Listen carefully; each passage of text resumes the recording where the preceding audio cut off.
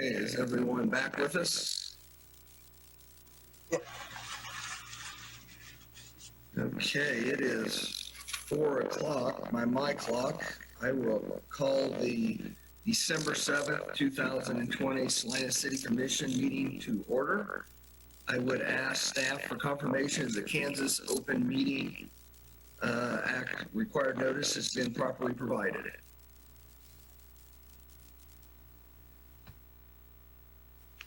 Do we have staff? Looks like Shandy's muted.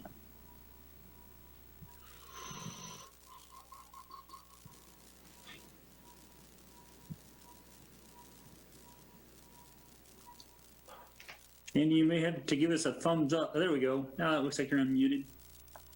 Yes, we did. You have given the proper notice. Thank you.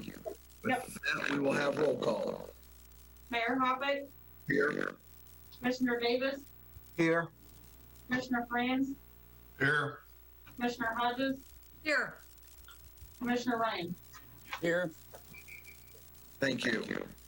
We have no awards or proclamations. We're going to go back to, again, like we did last week. We do not have, we will just have a moment of silence and no pledge of allegiance. So if I could have a moment of silence and we'll be back together.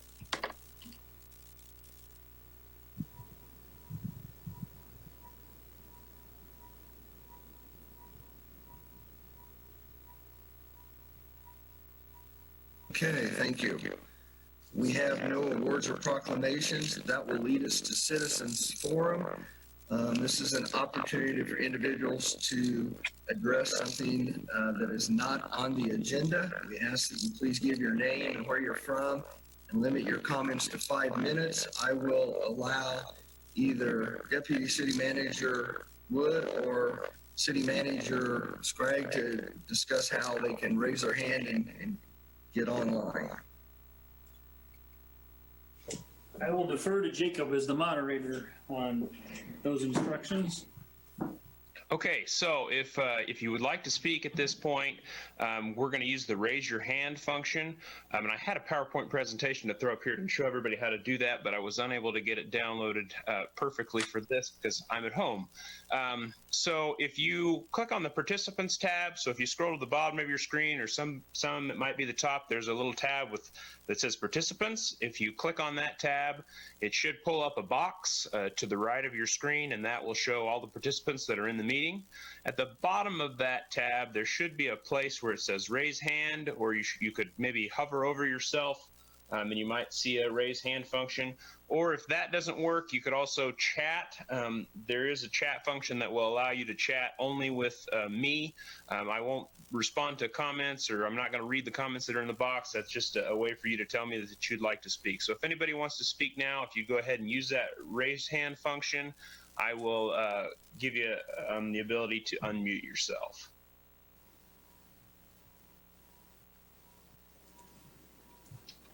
Okay, looks like we have one. Looks like Dalton McDowell would like to speak, so I'm going to give him permission now. Are you there, Dalton? Looks like he's still muted to me. There we go. Looks like you're unmuted now, Dalton. Go ahead. I have one concern I'd like to bring up to the council. I had seen that you guys have released some stuff about doing picking your chair people for some of your boards you sit on. I would like to just state that on one of them, I would like to have it. I wish you guys would have it done before Melissa takes over as mayor. On one of the boards that were just released, the police board that you guys have decided, I would like to see that Melissa does not get to decide who is on that board. You're referring to Commissioner Hodges? Yes.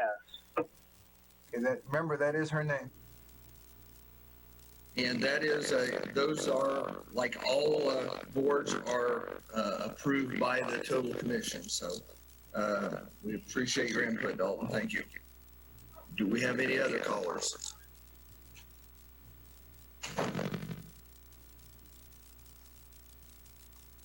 I don't see anybody with their hands up this time, so I think that we're good. Okay. With that, and I do have somebody here to work on my computer, but we'll move into public hearings and items scheduled for a certain time.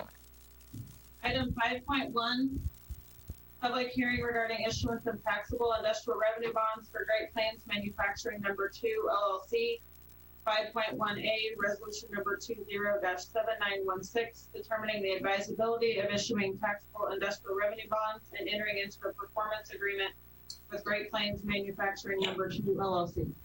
Okay, this is Mayor Hoppick. At this time, I'm going to recuse myself. If you remember from our last conversations, I do have an outstanding order on this transaction with Great Plains, and Commissioner Hodges has graciously accepted to take over this, and I will turn it over to Commissioner Hodges at this time. Thank you, Mayor Hoppick. With that, I'm going to open the public hearing and turn it over to staff.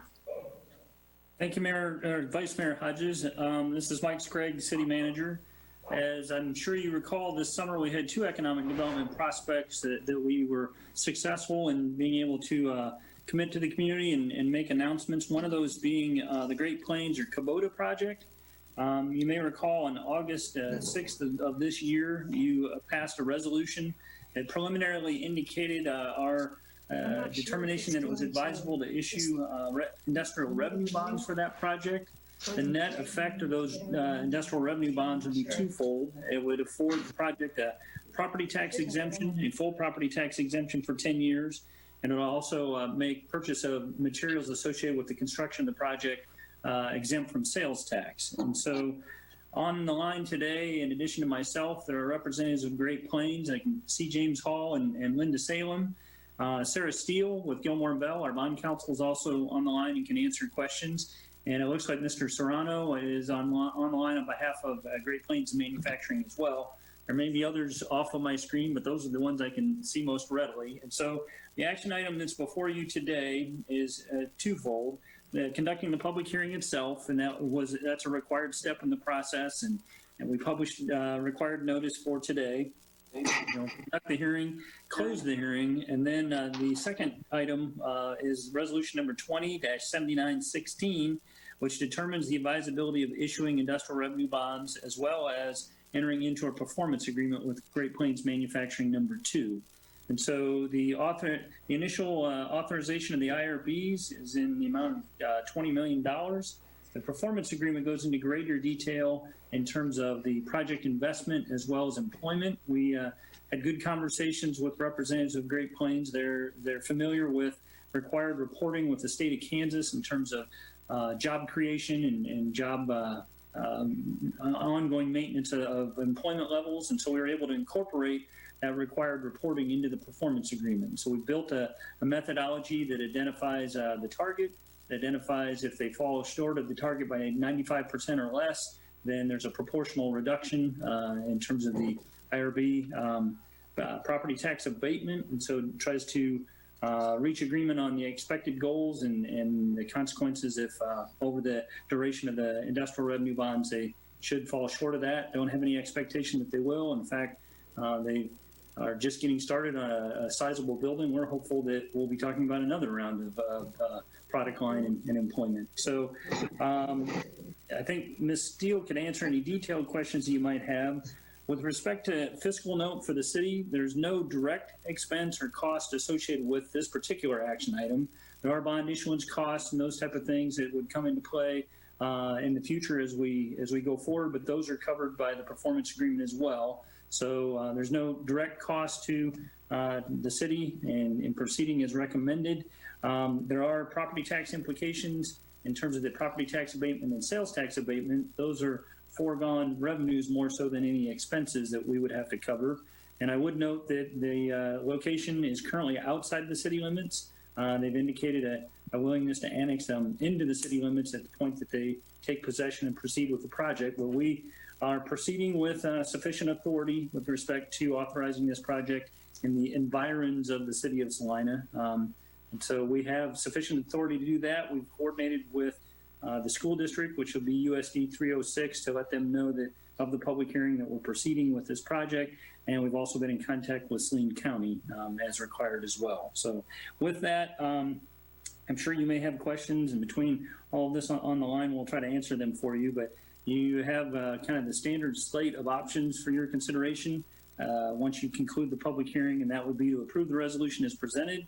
You could propose amendments. I would defer to bond counsel the appropriateness of those amendments. You could postpone consideration if there's additional information that you'd like for consideration at a future date. You could vote to deny. That would be in contradiction to your original stated intention back in August. And so I think the expectation would be that we're working towards some agreed upon resolution, and that's what we brought to you today. So staff recommends proceeding with the first option of approving the resolution, but I'd be happy to try to answer any questions you might have. Are there any questions from the commission? I don't have any questions. I like the way this is written. It very clearly explains shortfall payments in terms of average wage and employment goals. Sometimes that's a little vague and similar proceedings, but I like the way this is written. Yeah, I think Great Plains deserves some of that credit. They came to the table with a structure in mind, and we're fully ready to agree to an approach to make that happen. Anything else from the commission? I did not see anything in the resolution relating to their consent to be annexed. Is that at this point a verbal indication, or is there something on paper? Yeah, it's verbal at this point. We've not incorporated it into the agreement. The bulk of those properties on that end of town are currently not in the city limits, but we've not formalized that as part of the performance agreement. Will we have an option in the future to rescind this action if that is not if that does not transpire? Looks like Sarah's muted, but I'm going to turn to her if Jacob, you would unmute her, please. You would have the opportunity to rescind, Rod, but I would recommend that moving forward with the annexation would be preferable to taking that path. The county will be involved in this process. You may recall the process requires county consent because it's located outside of the city limits of Salina. And so we will be meeting with the county actually tomorrow morning to have them approve the issuance of these bonds. With respect to the annexation, I'm really not involved in that. I'm sure your city attorney could speak to that, Mr. Bingston. But we did not include anything with respect to a requirement of annexation in this document. Didn't contemplate that. Okay. Ms. Steele, as long as we have you here, is that the sort of item that could be included if the commission gives direction this way as an amendment, that this agreement's predicated on the future annexation? Or what kind of ramifications would that have from your point of view?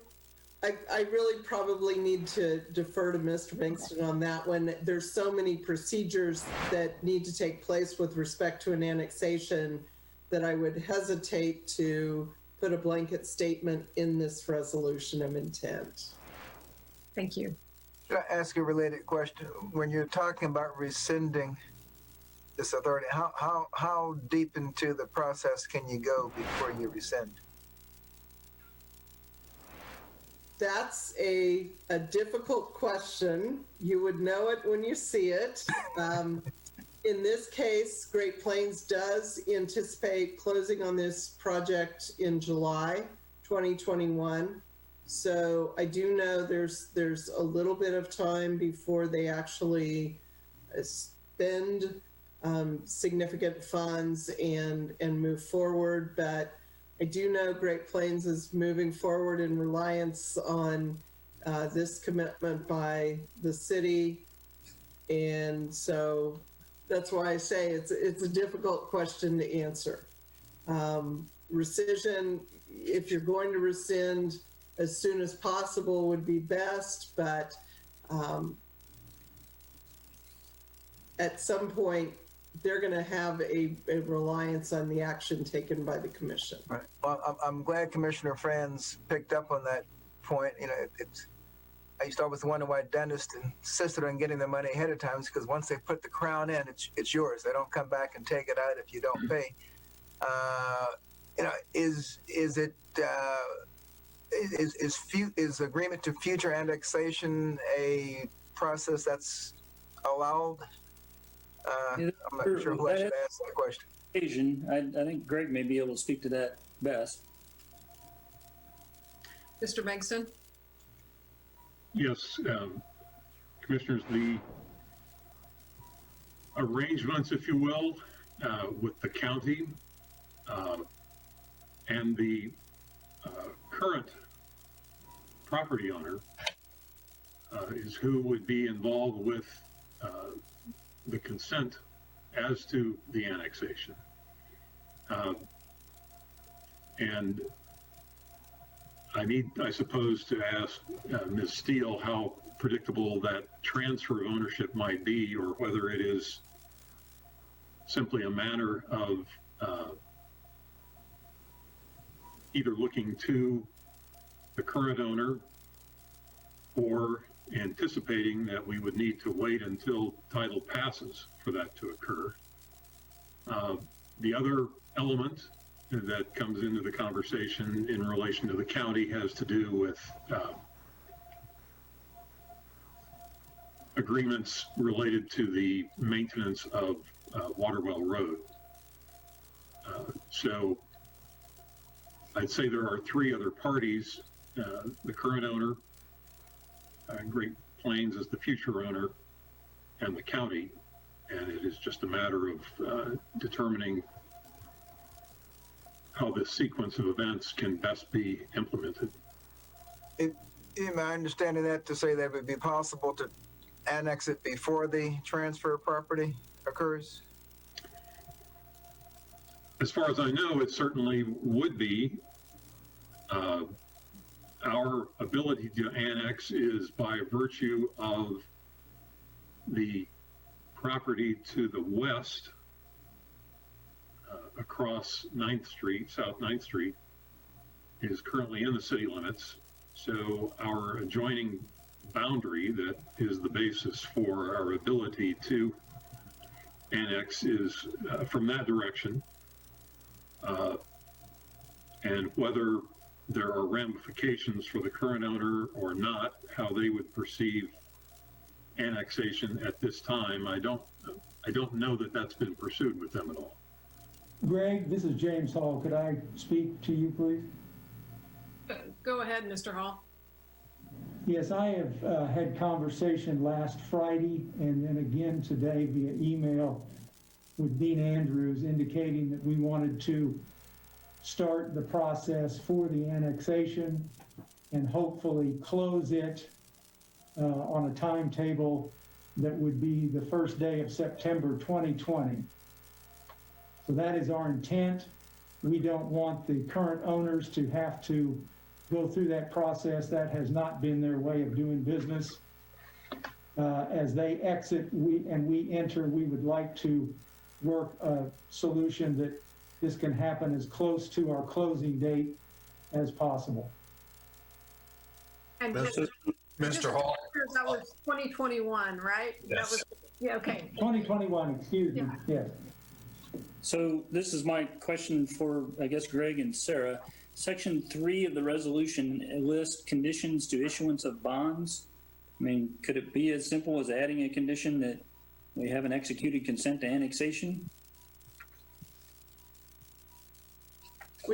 Would you be comfortable with a provision that indicates that the parties will pursue annexation of this property upon acquisition? Well, Greg, correct me if I'm wrong, but we have consents to annexation on file prospectively. So it's, there's a document that we've executed previously where someone indicates their consent to a future annexation. So is that the current document with Phillips Lighting or the successors? Does that follow the ownership?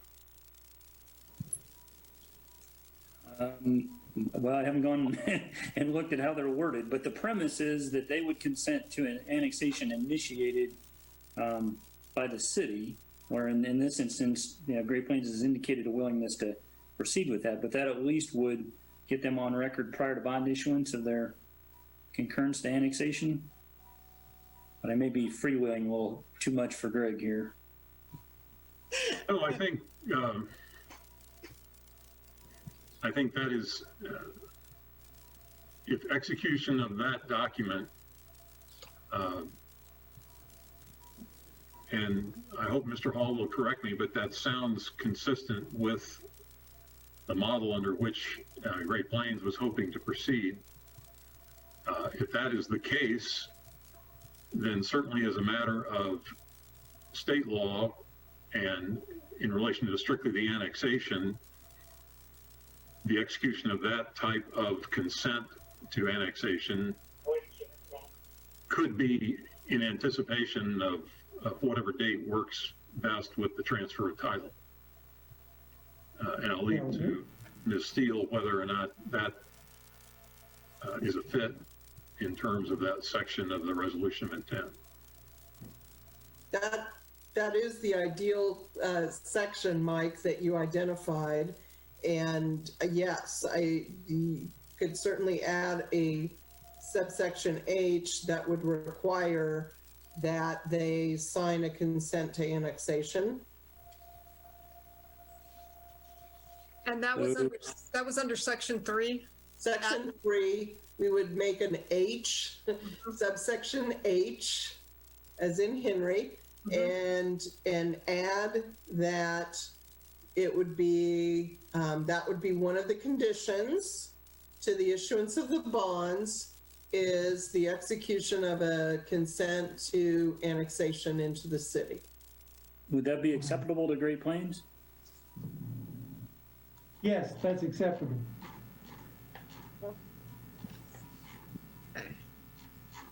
That's been our intent. Thank you. Are there any other questions from the commission? I'm here. Okay. If not, I will open it up to the public. Is there anyone here from the public that would like to speak to it? Are there any of the parties of the agreement that have anything to add at this point? I would take a few words if you're okay with that. Absolutely.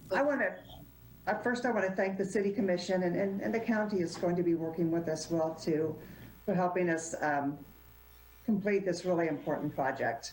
I mean, it's exciting for Great Plains. It's very good for the city of Salina. And I want to remind everybody that this project is completely new product. We're not taking product from any existing facility. We're not taking any existing jobs. This is all good new growth. We have been working hard at what that's going to go into that facility, and it's amazing to think that after 3 phases, we should probably have it filled up. We have already started hiring. We've had people moving to the community. We will have Japanese expats living here soon, so we will be adding to the community very soon. So it's a good project, and we appreciate the partnership with the city in making this happen. Thank you so much, Ms. Salem. We appreciate it as well, and I especially appreciate your comment about increasing the diversity in Salina. We look forward to welcoming people into our community with open arms. So thank you for committing to the expansion here in Salina. Really appreciate it. Is there anyone else who has a question or has their hand raised? I don't see any hands raised among the participants. So if There's no one from the public, and I just want to confirm that with Jacob really quickly, that he doesn't see anyone with their hands raised on his end. I do not. There are none at this time. This is Mike. I do see some possible interested parties. You might just remind people how to raise their hand, make sure that they're haven't joined late and need Yeah, to. sure. If at this point, if you'd like to speak, if you'd go down to the participants tab, you can click on participants, and then it'll open up a participant box on the side. And then if you go to the bottom right of that, you should see a little button that says raise hand. Or if you're on the screen and you wave at me or something like that, and if you want to speak, I can also unmute you that way. So I don't see any hands raised at this time. I don't see any arms waving either, but if you'll do that now. I apologize. This is Mike. On my iPad, rather than participants, it's under the More tab. There's 3 dots and a More, and then it says raise hand if anyone's working from an iPad. All right, this is the last call for public questions or comments. Seeing no hands raised or having received notification to the contrary, we will bring the public hearing to a close and consider action on resolution number 20-7916. Is the mayor ready for a motion? Yes, please. Yes, I move we approve resolution number 207916. Does that include the addition about the consent? Yes, with the addition of the consent amendment. Thank you. I'll second that. Okay, and to be clear, we have a motion to approve resolution number 20-7916 with the addition under section 3, item H, to include the execution of a consent to annexation to the city. All those in favor, please signify by saying aye. Aye. Any opposed? Motion passes 4-0, and we will welcome Mayor Hoppick back to the meeting. Thanks to all the folks from Great Plains and the city that made this happen.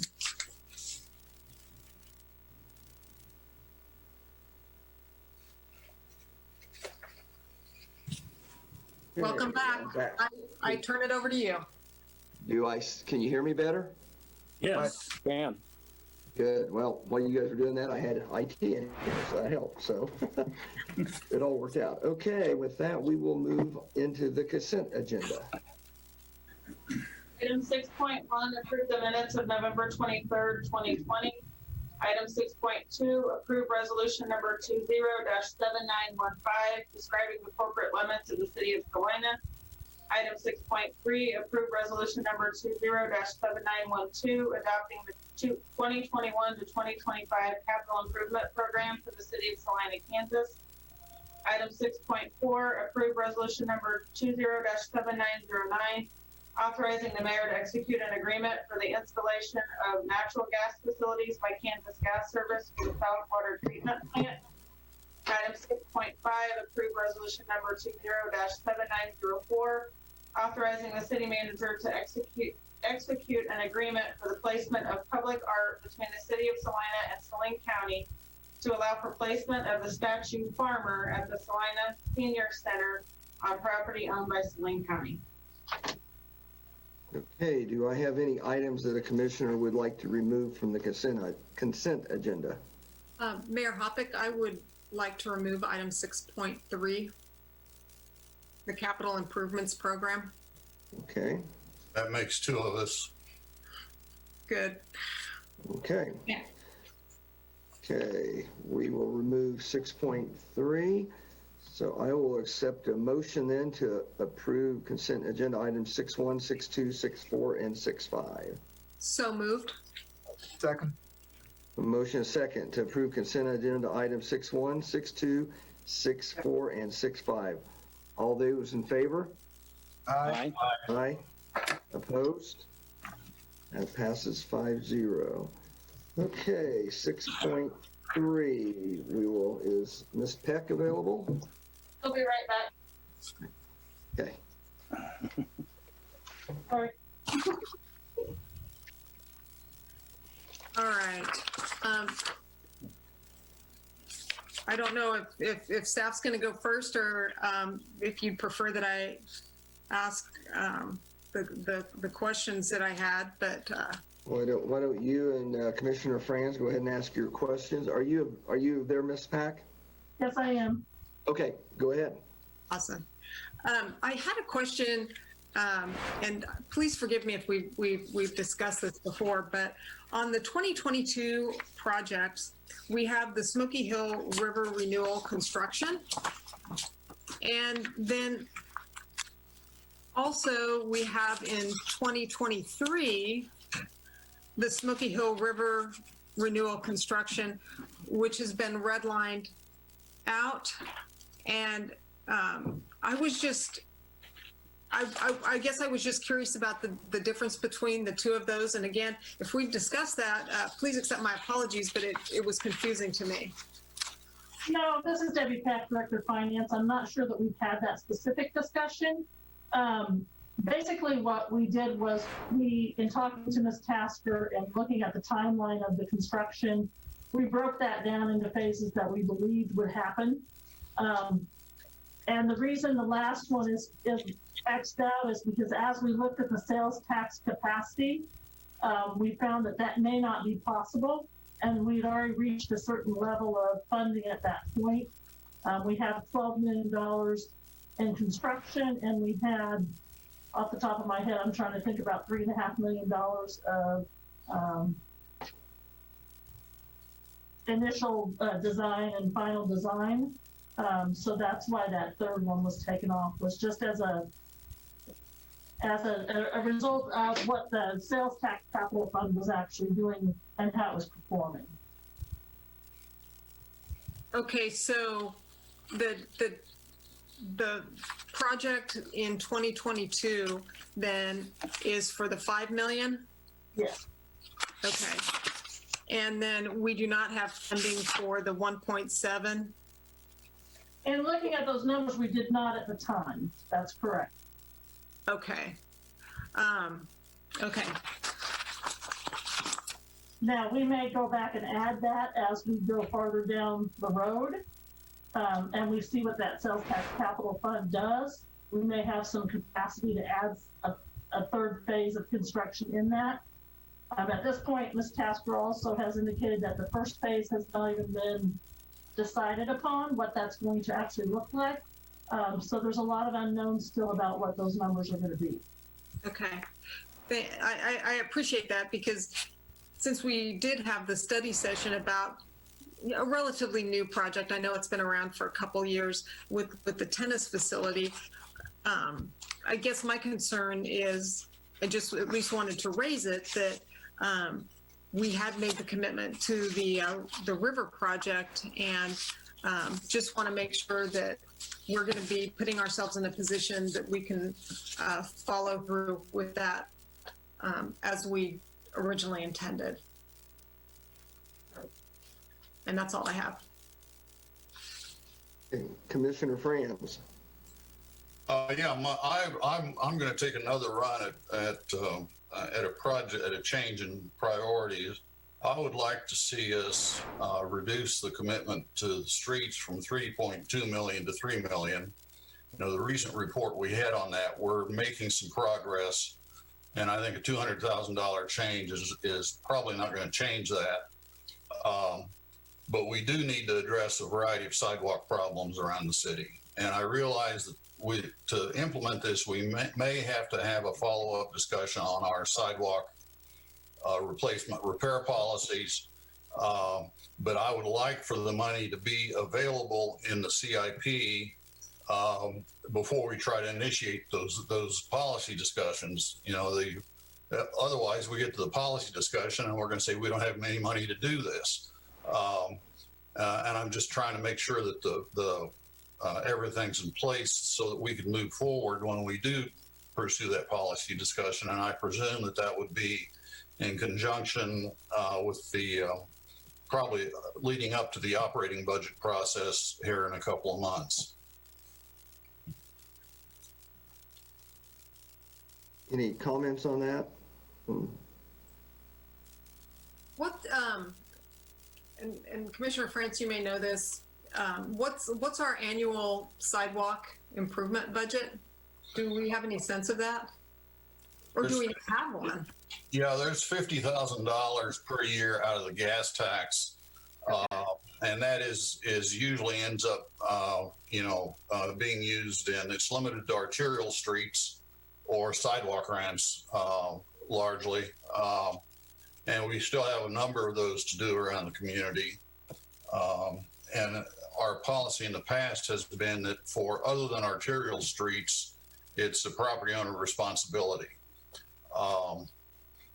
And, the effect of that is, and in places where there has been a sidewalk and it's been removed at some time, it never gets replaced.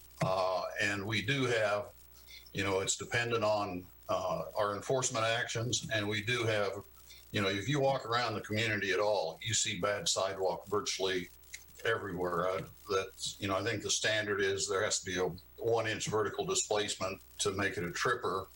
And, bluntly, we have a lot of those. And I would just like to see us, in conjunction with putting some more resources into the program, putting some more enforcement into that aspect of our code enforcement program. But that's a budget discussion. That's the budget piece I'm talking about. And I don't know what maybe the arterial approach is appropriate, or maybe it's not, but I think it's a discussion we ought to have. I got to go to graveside at 1. Do we have any inventory on sidewalks that we would be responsible for that are in disrepair?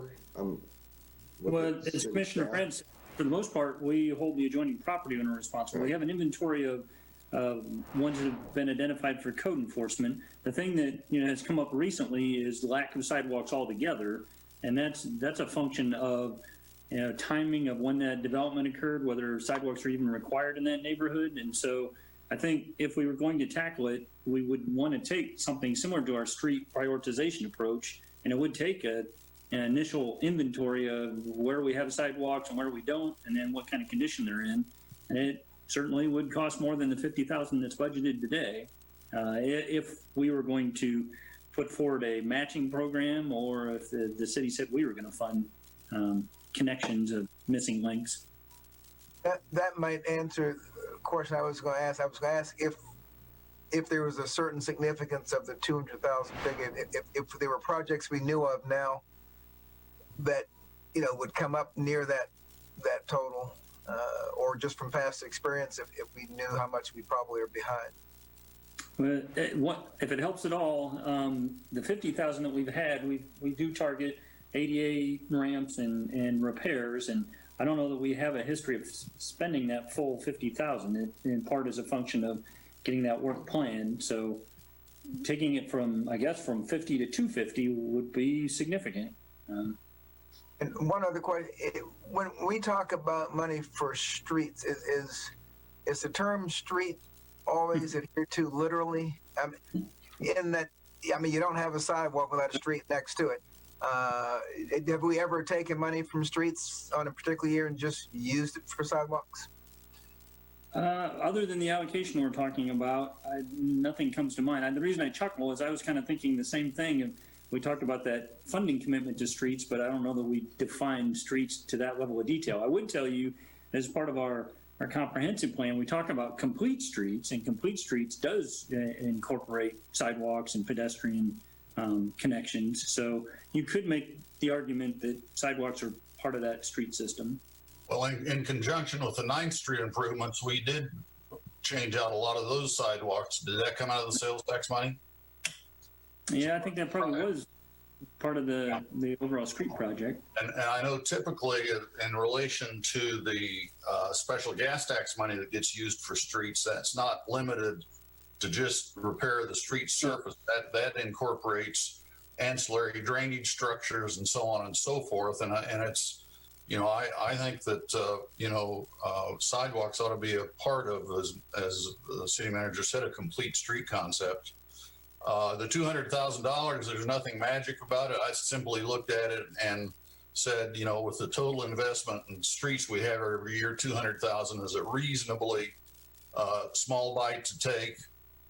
And from the standpoint of sidewalks, for the first year anyway, it would be a substantial improvement. And, we may not be able to spend that much in the first year. I don't know, but I would like to see us start moving down that road. To follow City Manager Scragg's comments, if it's in front of there's a difference between private and public sidewalks as far as we review those, correct? Yes, there currently is quite, the adjoining property owner is generally privately responsible. Now, having said that, there are communities that, have adopted programs, whether it's a matching program to incentivize people to invest, or you wouldn't be precluded from taking on sidewalk improvements. That becomes a precedent-setting question. It would be difficult to do it in one instance and not another, but you wouldn't be precluded from it. So I guess I'd ask Commissioner Franz, are you talking about sidewalks that would not be like in front of your house, that would be public sidewalks along thoroughfares or something? I guess I'm just asking. In my head, the initial objective would be to get all of the sidewalks along arterials in shape. For example, is Belmont an arterial? I believe it is. Just around the corner from my house, there's a block that looks pretty bad. And as you walk around, you see other places. My other concern is, for example, if you drive down streets like Roach comes to mind, and you'll be driving along and there's a sidewalk along the edge of the street, and then in the middle of the block it stops, and 3 lots later it picks up again, where obviously there was a sidewalk there at one time. It got taken out probably because it was in disrepair, and whoever removed it just never put it back. And in my head, this isn't, I guess, the time for the policy discussion, but in my head, I had either think we need to expand it beyond arterials to perhaps collectors so that we get a more comprehensive network that serves the neighborhoods better, or we establish, as City Manager Scragg alluded to, some kind of matching program to make it easier to do. And we need to increase our enforcement efforts. For example, the area I cited where the sidewalk just disappears, it's been taken out at some point. That's not enforceable because there's no vertical displacement. The sidewalk's just not there. And on that particular street, probably because I drive it quite often, I have seen any number of people of all ages from, very young to very old, walking out in the street because there's no sidewalk. It starts and stops. I've seen wheelchairs out in the street because there's no sidewalk. And to my way of thinking, that's something that we ought to pay at least some level of attention to and see what we can do about it. Comments from other commissioners? I guess I'd like to see an inventory of the needs before we reallocate. I think some kind of a survey of what we're trying to tackle out there would be appropriate. I would just say you're going to need resources to do the inventory. That could be a part of this first year. And I guess that's why I asked if sidewalks can, on any given year, without a special project, can some of the street money be used for sidewalk? Is there anything that prohibits street money from being used for a sidewalk? Yeah, I'm not aware of anything that just flat out precludes it, other than our past practice has been we've allocated pots of money for dedicated purposes, and this would more formally do that. On arterial projects like 9th Street, that's relatively easy to do because our policy says we'll do that. When you get into street projects that are maybe it's not an overlay like 9th Street was, maybe it's a chip seal, a residential street. Well, how do we handle that? Because our policy says, first of all, that the property owners are responsible there. So you got to get the enforcement people out and notice all of the people up who need to replace your sidewalk in conjunction with doing the street. Or do we just step forward and do it ourselves? And as Mr. Craig said, that is precedent setting. And I believe we need to be careful about how we do that. Hence my comment about perhaps extending it to a level below the arterial street so we can get a little better network without necessarily making it applicable to all sidewalks, and still pursue enhanced enforcements on the purely residential areas.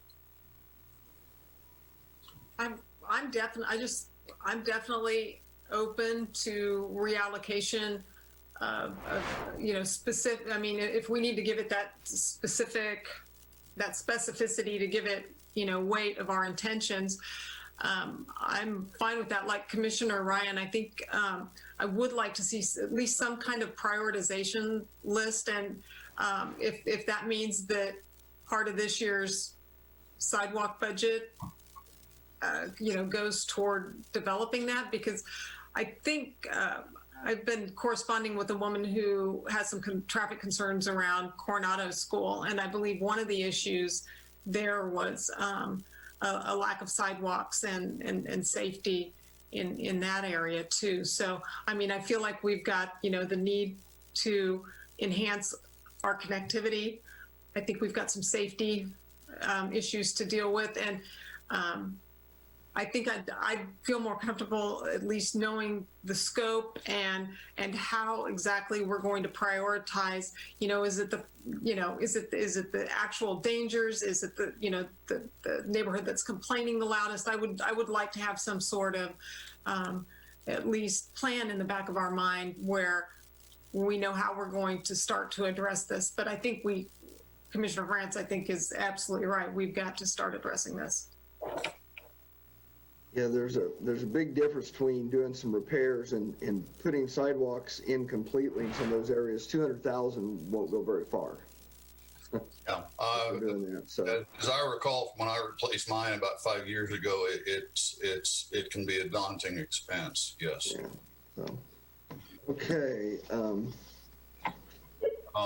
Mayor Hoppick, I would move that we approve resolution number 20-7912, adopting the 2021 to 2025 capital improvements program for the city of Salina, Kansas, with the shift in resources of $200,000 from streets to sidewalk replacement. And that would be for the year 2021, correct?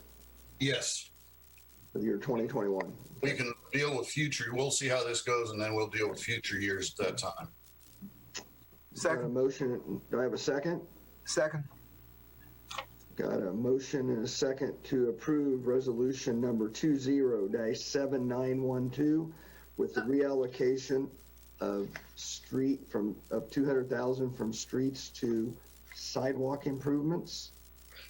All those in favor? I have a question for Commissioner France. Would that 200,000? I mean, is that directed toward creating an inventory and a scalable plan, or are we just is that just a commitment that we're going to reallocate that and I think it's clear that some sort of inventory, some sort of, as you say, a scalable plan is precedent, because we obviously ought to try to work on the worst places first. But again, that's probably part of the policy discussion as we get into the new year and decide exactly the best way to do that. When we inventory streets, we hire a company to drive around with, sensing devices, and obviously that's not going to work for sidewalks unless they make those things for golf carts or something, There are people in that line of work that do that for hire. So that's, I think, an important first step, so we can have an assessment of where we have them and where we have, blank areas in between. The connection is just gone. So. Thank you. Okay, we got a motion and a second. All those in favor? Aye. Aye. Aye. Opposed? Okay, that passes 5-0. So, okay, let's move on to administration. Item 7.1, resolution number 20-7906, authorizing the city manager to execute renewals of agreement to provide administrative services for self-funded health benefit plans and individual and aggregate stop loss with BlueCross BlueShield of Kansas. Mayor Hoppick, I would respectfully request that we postpone this item until next week to get a little better information on the item. And I'm going to look to City Manager Scragg. I know we've had some discussions about this. Would that be beneficial to staff to be able to put together some of the information that's been requested? Yes. Commissioner Franz provided about a 5-page document of questions and concerns and suggestions. So Ms. Fisher and I don't know how long, we've spent a couple of hours on it or more. We've prepared a table that might better compare some of the numbers and answer some of the questions that Commissioner Franz raised, but we finished that about 1:15, 1:30, and probably halfway through the questions that he's raised. So additional time would be helpful. Okay. Would there be, were there any major questions that the others of us would want to focus on ourselves, or just wait a week to find out? Well, I have no problem holding it for the week, but just curious. Yeah, I'll defer to Commissioner Franz on that. You know, I'm going to try to say this reasonably nicely, but when I got through with the blue sheet, I was more confused than when I started reading it. There's just lots of things that I couldn't put together from the narrative, and so I just think it needs to be rethought. I agree with Commissioner Franz. To me, it's kind of like a word problem, and I kind of do a lot better when I can maybe see some tables or some graphs. It was a little confusing trying to tie it together. So, and I think staff is willing to do that for us. So do we need to take action then to postpone that until next week? Yes, and we have a motion to do such. Second. We have a motion and a second to postpone resolution number 20-7906 to December 14th City Commission meeting. Any further discussion? All those in favor? Aye. Aye. Opposed? Okay, that will be moved to next week. Thank you. That will lead us to 7.2. Item 7.2, resolution number 20-7917, amending and restating section 3 of resolution number 20-7825, addressing COVID-19 paid leave in response to the COVID-19 public health emergency, and ratifying all other provisions of resolution number 20-7825. Is Ms. Fisher with us? Thank you, Commissioners. Mayor, Thank you. you might recall on March 30, 2020, you approved Resolution 7825 and repealed a previous resolution looking at temporary personnel measures that we were putting in place responding to the COVID-19 pandemic. Included in that was the city manager is authorized to grant full-time employees 80 hours or the equivalent based on what the individual's schedule for 2 weeks would, 2 weeks schedule would be, of additional city COVID-19 paid leave. The dates of that leave was March 16th to the end of the year. And we made note, no carryover, no cash value. It would just sunset at the end of this year. Along with that action, we also made sure the city manager could grant the ability for employees to use their accrued sick leave for anything related to COVID-19.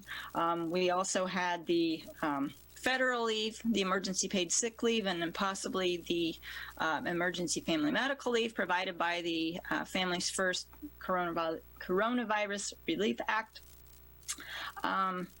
But the intent was to just make sure that there were things in place that allowed individuals to preserve their base pay. Also, we took a look at possibly reassigning individuals, changing work schedules as needed when we needed to socially distance, and made sure that we could just modify work schedules as needed, and just, again, make sure individuals could work as much as possible in addition to teleworking. So what I've compiled, and this is a couple of weeks outdated already, but as of November 8th, 2020, we were taking a look to see, how much leave had been utilized, how much was still in the banks for employees. That gives you a snapshot as far as the usage levels. Overall, half of the employees still had all of their leave available, their specific COVID-19 leave provided by the commission. And about just under a third had none. Since that time, we have seen an uptick in exposures, positive cases, quarantines, and I don't have the hours because we just are aware of individuals that had to fill out a COVID-19 related form for the pay period that ended yesterday, but we had 41 additional employees on that. Those could be individuals continuing to use part of their accrual balances. It could be people that had never used any of it that now need it because circumstances due to isolation, quarantine, family members that they have to care for, quarantine, and all of those related circumstances that are coming. In addition to the city manager providing those leaves, we also had something in place, the advanced leave that allowed an individual to request any kind of future leave to be used now, again, to preserve the base pay of the individual. And to clarify that would be upon request only, that individuals weren't required to be forced in that situation, but it is just one thing that is available to them. At the time that the COVID-19 paid leave was put into place, we just did not know what the future was going to bring. We had hoped that we would be finished dealing with it, but we aren't so lucky. And with that and the community being hit pretty hard, we wanted to bring this back in front of you and ask you to consider extending the banks that are in place for individuals to June 21st or June 15th of 2021. That can be done by, or I should say an alternate date can also be implemented if you amend the applicable provisions of the resolution. We don't see any specific added expense because the budget does account for full staffing. It just authorizes paid leave in lieu of payment for work to be performed due to COVID-19 circumstances. With that, I present the options.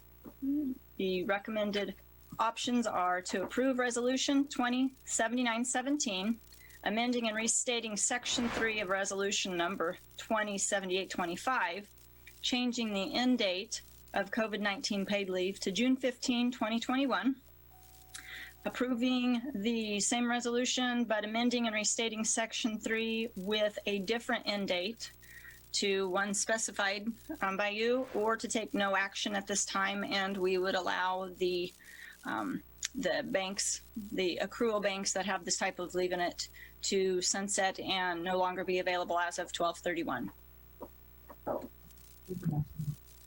Okay, commissioners, questions or comments for Ms. Fisher? No, I'd like to thank staff for being sensitive to the needs of our employees. I think it's a very good idea. I would second that remark. I do have one minor question. Is there any magic to the termination date of June 15th, 2021? Or because it just, that's more than a year from the initial date, and it just kind of, or is that it's kind of a random pick? It's wishful thinking. I probably need to own up to that random pick. We tried to decide at the time that we were having this conversation that I did try to assess a little bit what we were seeing in the way of vaccines and approvals and rollout, but hopefully it won't extend past June 15th, but just trying, rather than have to come back, in 3 more months and have this conversation again, trying to put it out there in the future a bit. Okay. I guess my question is there a reason that, we have the second approval there, we don't have a date? Is there a reason we wouldn't tie it into the June 15th date also? I'm sorry. Many restating section 3, the paid leave. It just says to end date COVID paid leave to a specified date. So do we need to put a specified date in there? I guess the thought would be whatever, if that was the option rather than pick June 15th, 2021, you would just direct us what date that would be. I'm asking you, would June 15th make, to keep them the same, would that make sense? I think that is saying if you wanted a date other than June 15th, you could specify an alternate date. Okay. I took it to, we needed to put a date in there, so. Oh. Any other questions or comments? Do we have any, I'll ask Mr. Wood, do we have anybody out there that would like to comment on this?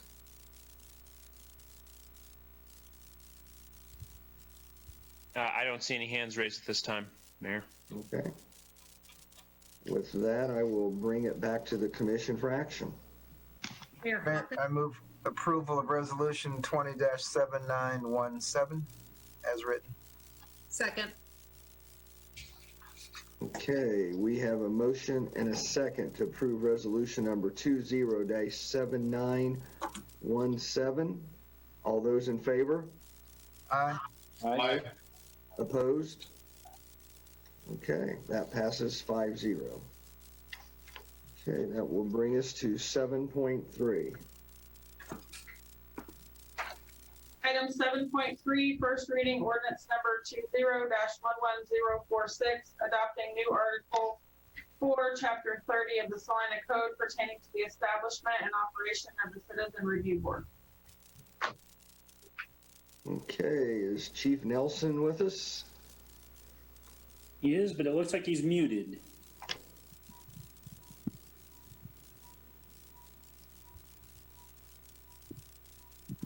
There we go. Looks like you're unmuted, Chief. Thank you. I am Chief Brad Nelson. Good afternoon, Mayor Hoppick and fellow commissioners. I appreciate the opportunity today to make this presentation. As you know, we are here today to consider a proposed Citizens Review Board, a CRB, which would be the first ever in our 100-year history. In July of this year, a community organization formed here locally regarding police reform. There can be little question that this year's civil unrest followed the in-custody death of George Floyd Jr.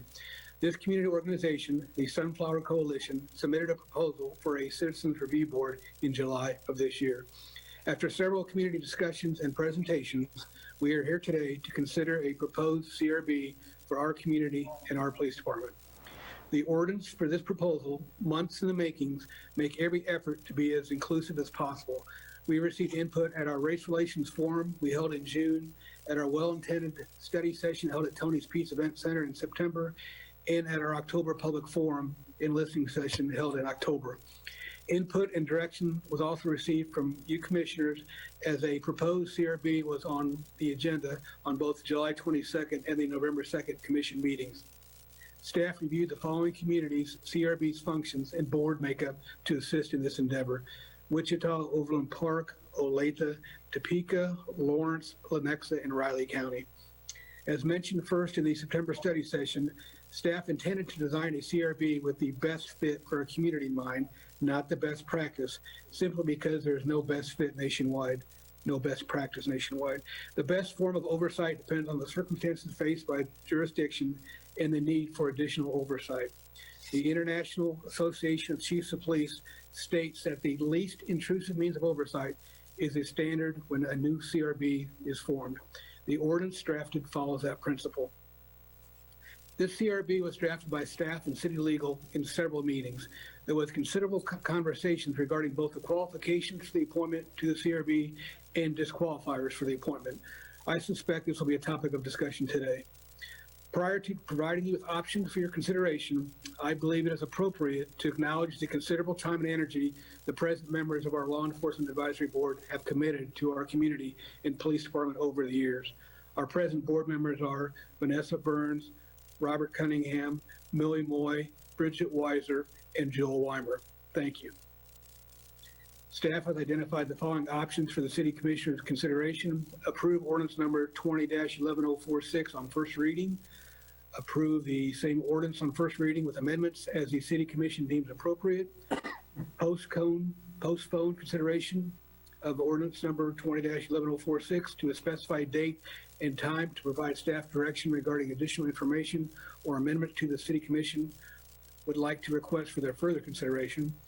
Number 4, approve this ordinance on first reading and provide direction regarding additional information or amendments the City Commission would like to request for their future further consideration at the time of the second reading. And lastly, vote to deny this ordinance resulting in a CRB not being created. Staff recommends option number 1, and I would be happy to entertain any questions at this time. Okay, I will open it up to questions from the commissioners. Chief, thank you for doing this. Under section 30-82, roles and responsibilities, I just have a few questions, but I'll just go through the document. Under section 30-82, the first one and 2, the salient words here are assist in policy development, and the same for number 2, racial and other bias-based policing comprehensive plan. For number 4, is it the intent that this committee would also help develop a policy regarding either use of force? I mean, this refers to reviewing complaints of use of force. Is it assumed that this, or would this committee help in establishing the policy? I mean, other than standard industry operational standards, but if there were policies that came up to, or that were in question, would it be under this board's responsibility to discuss that? Yeah, well, first of all, obviously, we already have existing policies, but Right. yes, they could review any policy they asked to. I mean, I would entertain any thoughts on our existing policy. I'm certain our policy is not perfect. I think it's pretty good nationwide, but certainly they could review policy, yes. Right. And, All right. and this, Mike, if I could jump in, I think that's addressed in section 3, where they can provide recommendations resulting from the review of policies. And then there is one caveat: other than policies addressing topics such as intelligence information technical plans, resource deployment, which are exempt from public disclosure under CORA. So they basically, section 3 contemplates review of all policies except for those delineated there. Right, and there is still room if the city commission were to come up with something not listed here that we wanted reviewed at that level. We would always have the ability to send that request to the commission, to that committee. Yes, that would be my expectation. All right, and under membership, 7 persons who have demonstrated interest or experience in police and or community relations. I'd like that, but it's a little broad. Let's just say if you had a psychologist or a minister, or I mean, is interest. I mean, interest is basically how we assign most of our other community. I mean, citizens advisory boards. Some of them require specific experiences. So is that meant to be any more specific than what we currently use to describe our other citizens boards. I'll let Chief start and then I'll jump in. Yeah, what I would say to that, we spent some time talking about that specific item there, and we're just trying to say that it's not just one or the other. It's not police and or community relations. It's just demonstrated ability, or you've shown in the past an interest in community relations, and of course, and to some extent, interest in the police also. But I don't think we were trying to be very specific as far as who to include or who to exclude based on that point. Well, I'm sure we weren't actually. Yeah, and I would add, we really struggled with the question of, do we have enough information to detail, specifics? And we, in the end, said, well, the mayor and city commission ultimately review the application and have the ability to, make that final decision. The overarching language at the beginning of 30-83 does include that language that is currently included in the Law Enforcement Advisory Board of reflecting the racial and ethnic diversity of the city of Salina with overrepresentation of minority populations in comparison with local demographics. And so we're trying to provide kind of that overarching representation goal and expectation, and then essentially defer to the mayor and commission to review the applications you have. One of the concerns we had was if you get too specific, you may not have applications that match up with the criteria that you have articulated in the ordinance, and now we're struggling to fill the board and maintain a quorum and those type of things. We're trying to kind of keep your options open. All right, so someone, let's say, who has a human resources background. I don't know if many people have absolutely no interest in police work, but their desire may be to just make sure that indeed our rules are being followed, not necessarily because it's the police department, but they wouldn't necessarily have the background in community relations.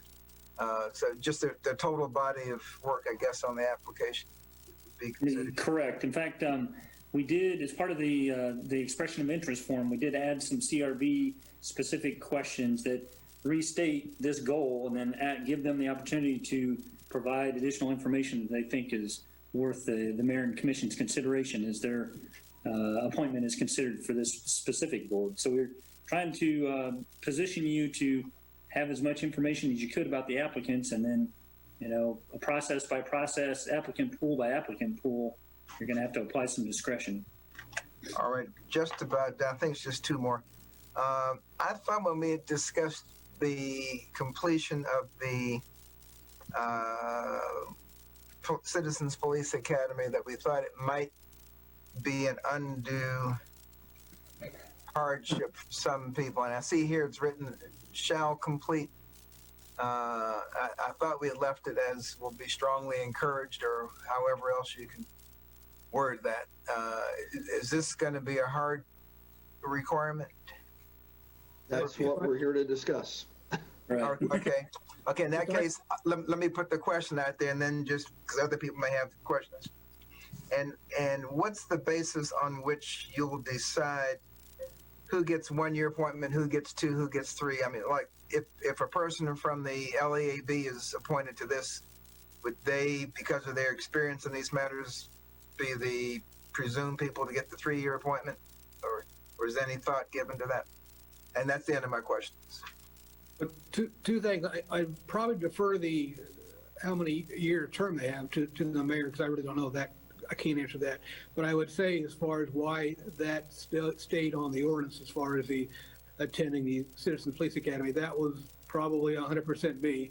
I just feel that's very important that anybody serving on this board has at least a base foundation of what our officers do on a daily basis. So that's why I can't say I insisted, because everybody has a boss, but I really I really wanted that on there, and thankfully it is on there in my opinion. Obviously it's not my final decision, but I just think that shows that you do have a vested interest in the community and in the police department, and you're willing to take that on within 2 years is basically what you're doing, because we do it once a year. So we're asking them within 2 years to take this Citizen Academy. And I personally don't think that is that much personally. And does that meet during regular business hours or evening? And That's a great question. It meets in the evening. And if I interrupted you, I'm sorry, sir.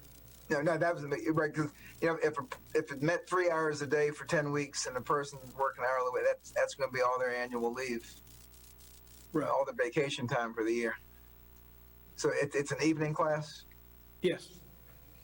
All right. So somebody could work a 9 to 5 job and still go to it. Yeah. Okay. Yes. But they couldn't work a 4 to 12 job and go to it. Good point. You know, Yeah. I have concerns about that. I get the intent, and I don't disagree with the intent. It's I think would be helpful if they had that background. But I do know that in other jurisdictions, for example, Wichita used to require that, and they pulled it because they weren't getting enough people interested. It was simply perceived as too much of a commitment for a group of volunteer citizens who are doing this on their own time to make that kind of commitment. And I think we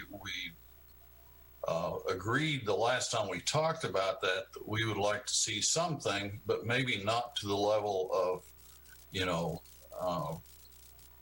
3 hours a day for 10 weeks or whatever the time commitment is. It is pretty a pretty heavy time commitment for someone who is volunteering to be on this committee.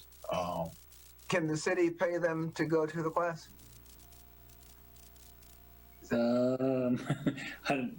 Greg, any thoughts on that? I don't. Certainly is a matter of city policy, and I'm sorry, I can't remember whether there was a statutory prohibition in relation to citizen advisory boards, but it would be a wholesale change in direction if a so-called volunteer board was compensated for. I think it's not uncommon for them to be reimbursed for direct expenses. I don't know if there is a fee for participation or how that works, but in terms of being compensated for time spent, that would be a wholesale departure from. Well, and the reason I'm asking is this would be in addition to any regularly scheduled meetings they would have that quarter or every other month. I mean, they're going to give their time voluntarily for their regular, let's just say, monthly meeting. But now we're asking them on top of that, 3 hours a week for 10 weeks, go study something, on your own time. Just a couple things. I mean, an option is that would be a requirement to be on the board, but that ship probably already sailed. But because we have hundreds of people that have already been through that. But again, that ship may have sailed. Commissioner Franz, if I could ask you a question, what's the date on your Wichita information about them polling the Citizen Review Board as a requirement? I do not know. I just know that was an issue there, that they were not getting applicants for the board. Okay, unless I have a outdated ordinance number, I'm looking at their ordinance, and it's definitely in there as what you must do. Be enrolled in the Wichita Police Department Citizens Police Academy within the third available academy session beginning after his or her appointment. But again, if that's been amended since we asked for this, it's certainly possible. Yeah, and I do know that it was my understanding it had been fairly recently, but I do know there were discussions about that. Having issues finding sufficient people to fill the slots.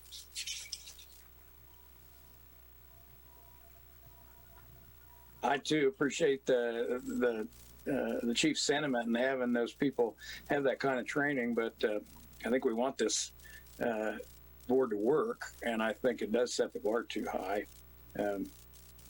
We can't get people to fill the other boards and commissions. As a follow-up question, I'd like to ask if the current LEBA members, if they can apply for this, the positions on this board, or any of them faulted out by some of the conditions that we've put in the ordinance. There's only 5 that we have, and it's my understanding they were all interested, but I do not know who all has applied for these positions, sorry.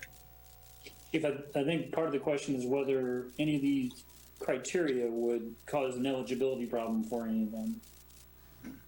To my knowledge, no. No, Well- there's the issue of being on two boards. I mean, that's a legitimate issue, but as far as, I'm not seeing a disqualifier that comes to mind. Except for the resident of the city. If somebody Yeah. comes forward and they're from rural Saline County or, that would be a disqualifier in that case. My apologies, you are correct. It's only City of Salina residents. That's correct. Okay, Commissioner Hodges, you have any questions or comments?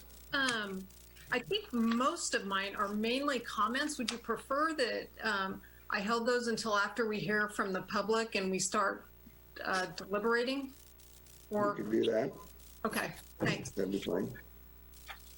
Do we have anyone out there, Mr. Wood, that has? Mayor Hoppick, if I could interrupt, I just got a document, and it's December 18th, 2018. More than half the people on Wichita's new police review board have failed to meet city requirement, but they may not be removed if the city council changes the rules. Fewer than half of the 13 appointees to the board have attended the Citizens Police Academy. And there was a proposal to change that requirement at that time. So but I do not know what the outcome of that discussion was. But my point is, it can be an issue, just from the standpoint of the time commitment. Yeah, and the question becomes, if they don't meet that, then they become disqualified from serving on the board, according to this. So yeah, that would be a concern too. So. Okay. Okay. Do we have any of the individuals out there listening that would like to enter in? Mr. Wood, does anybody raise their hand? I don't see any hands raised.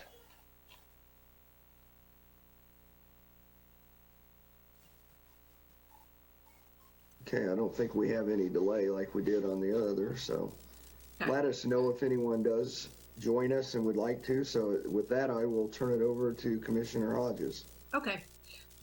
And thank you for that. Basically, I don't really have any questions, but a couple of things to kind of follow up on a couple things that Commissioner Davis had mentioned that I had also had some concerns about. Under Section 30-82, which is the roles and the responsibilities.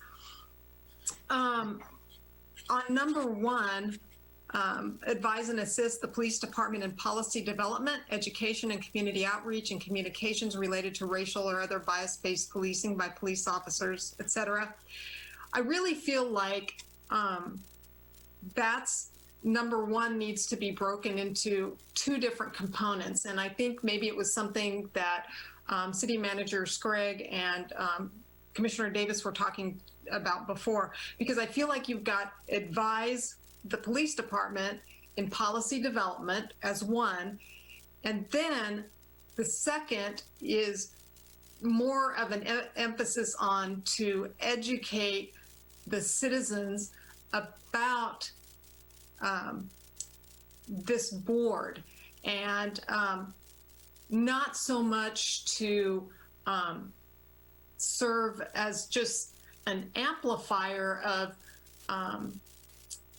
police communications, which, you know, obviously there are going to be some things that are very important for them to amplify, but for them to recognize that they do have a responsibility to the board itself to get out there and to promote its existence. Because I think that was something that took all of us aback a little bit was, heck, I'd been on the commission for 3 years and I didn't know about the Law Enforcement Advisory Board. So I didn't know if that would be something that the other commissioners were interested in doing, but I would like to see that broken into 2 parts: to advise the police department in policy development, and to insert language that the board needs to educate citizens about its purpose and its existence, and what exactly it can do. Under Section 30-83, membership, I wish that we could, under under the initial statement, the opening paragraph, rather than using the word overrepresentation of minority populations, I wish that we could phrase that in a more positive way, recognizing that strength comes through diversity and seeking out diverse points of view. And that's a minor one, so we can leave that. But I don't know. There's something about overrepresentation to me had a little bit of a smack of not deserving, and I don't want it to have that. Also under that section,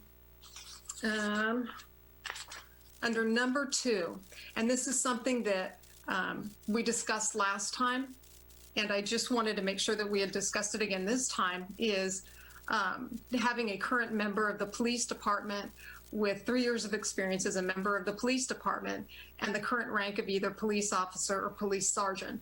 So I think that whoever would get that position would find themselves in a really untenable space.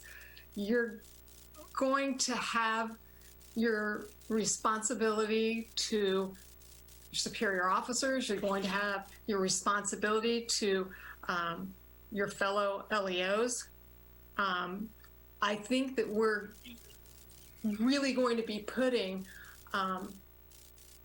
somebody in a very difficult situation, and I would prefer that we didn't have that. And here's my reasoning why. We're looking to get a citizen board that I think it's probably going to be very motivated people. If they have questions, there are going to be 2 staff resource people for them to talk to in the meeting.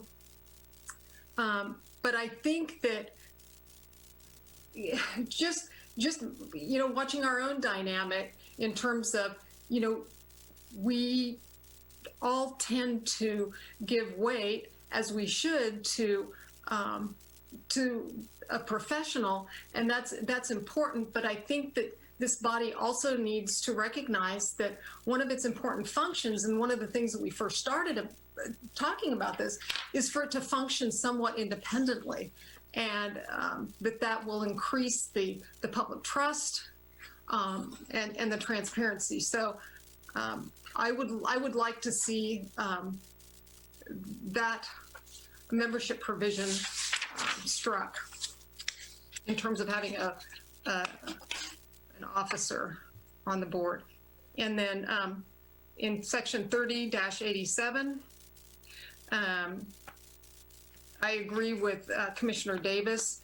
I think that we can encourage people to enroll in the police academy, but rather than making that a requirement, because I think, look, who are we trying to recruit here?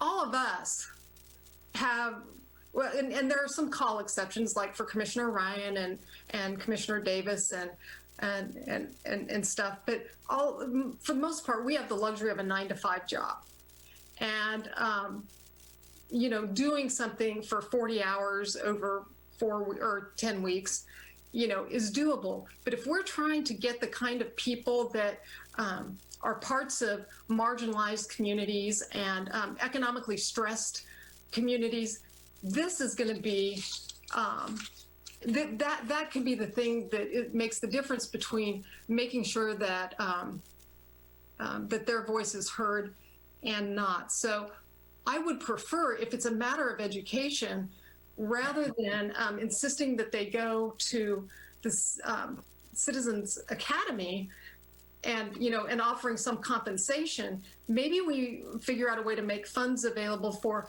continuing education, that can be a part of those board meetings. If there's a board meeting that doesn't have a lot on its agenda, maybe there's a program that can be brought in to help educate. But we have such a hard time completing board orientations and training as it is.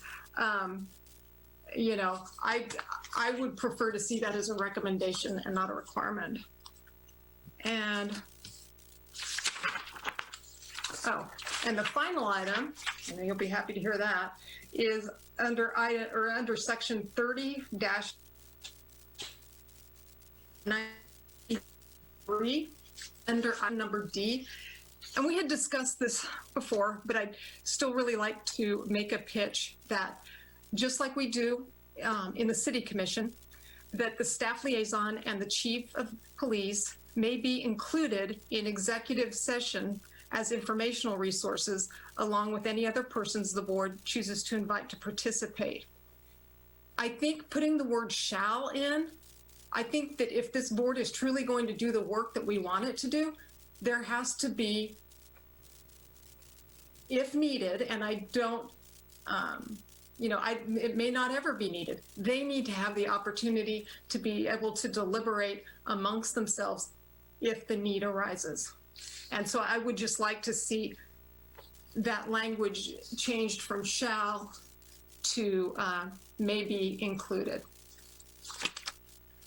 Commissioner Hoffman, what section was that in again? You kind of broke up. Oh, I'm sorry about that. It was in section 30-93, and it's under item D as in dog. Okay, thank you. Sure.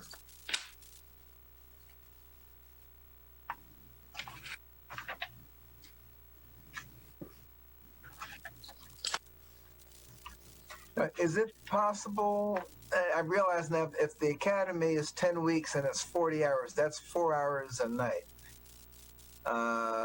Which, and I'm assuming these are 10 consecutive weeks just to keep people's interest and get it done.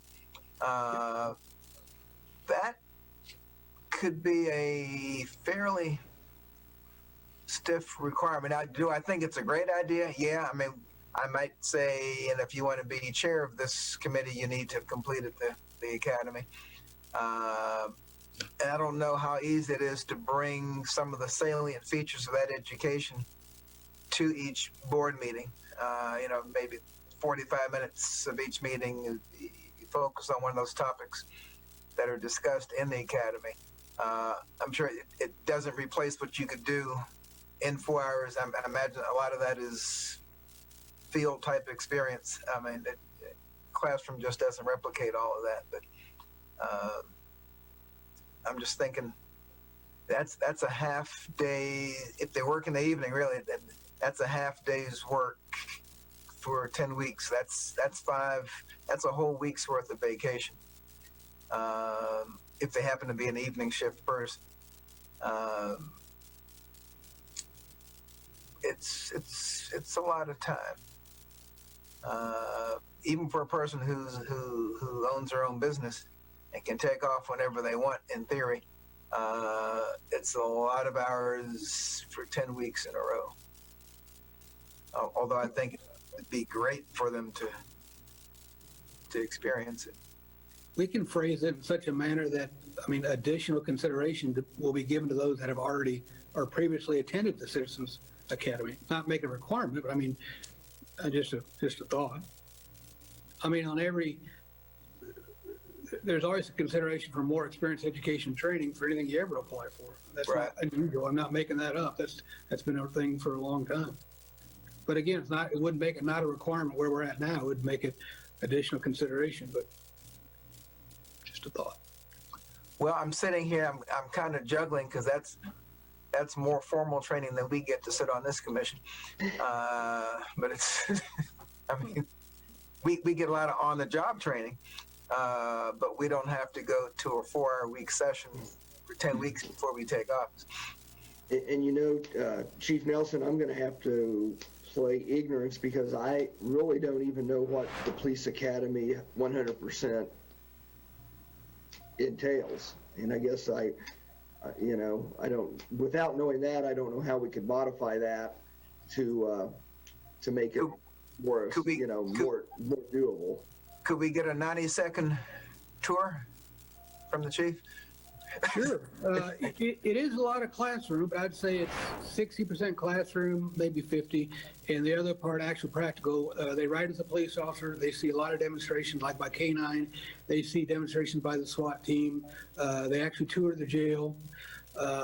They definitely to the police facility too, but they go to evidence. They go to a lot of different places with basically just trying to get them trying to capture just a little bit of what we all do on a daily basis is what I believe the goal is of Citizens Academy. To be more familiar with not necessarily what I do on a daily basis, but what your line officers do on a daily basis. And that's why I think it's so important, because it's not from my perspective, it's from the line officer's perspective on what they do on a daily basis. And I'm not disagreeing 40 hours is quite the commitment. I'm not. I get it. I understand that. And I know that Chief Nelson is pretty, serious about this being important. And I think some type of training and some type of indoctrination into what's going on would be. I don't disagree with the other commissioners that 40 hours could be a deterrent. So I don't know what that answer, I would like to see some type of additional education, even if it's,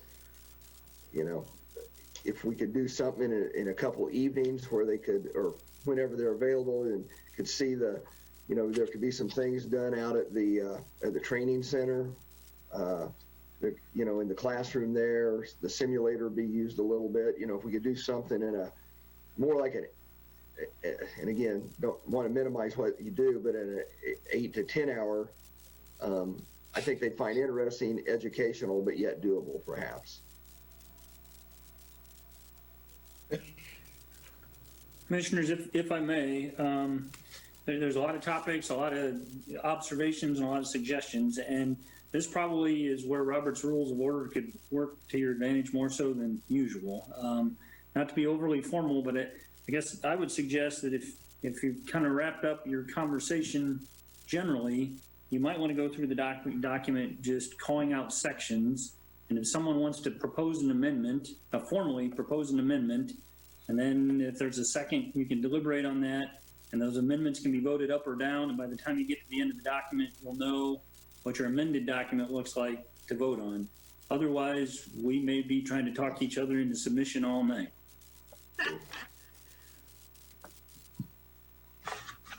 All right. Well, I'll start. I'll get the ball rolling. Mr. Mayor, approve ordinance number 11046 on first reading with following amendments. Commissioner? Yes, sir. This is Greg Bigson, legal counsel.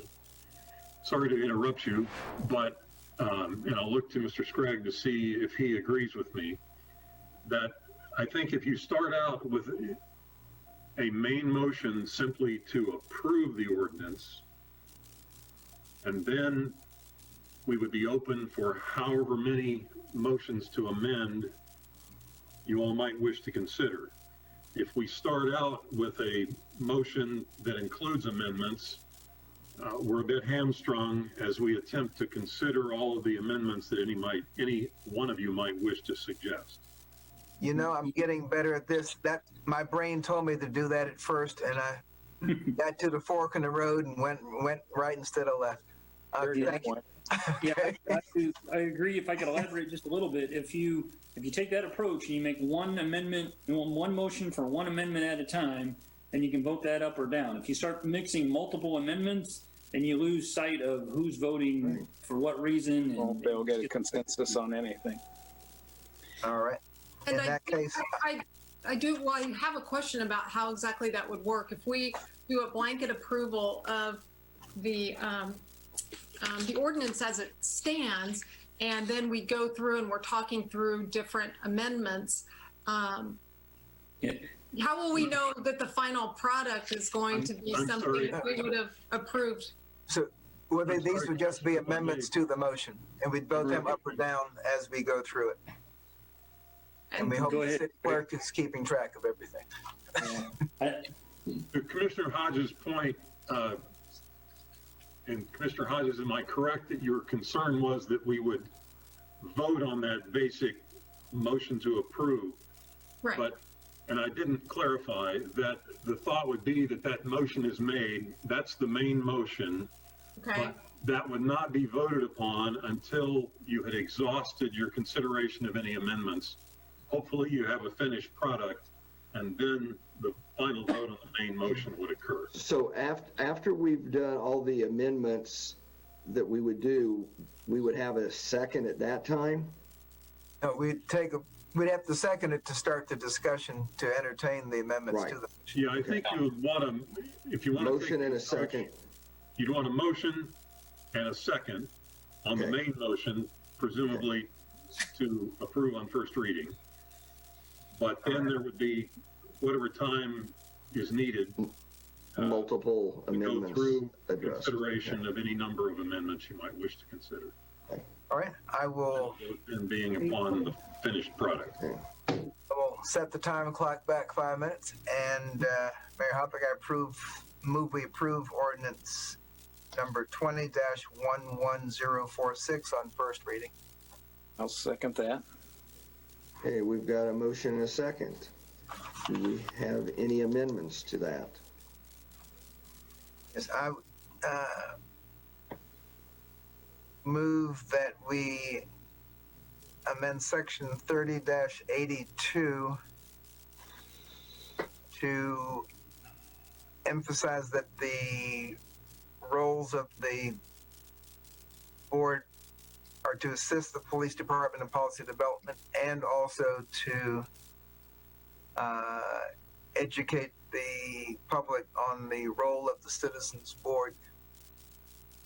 And Commissioner Hodges. How about promote and educate? I like that. Okay.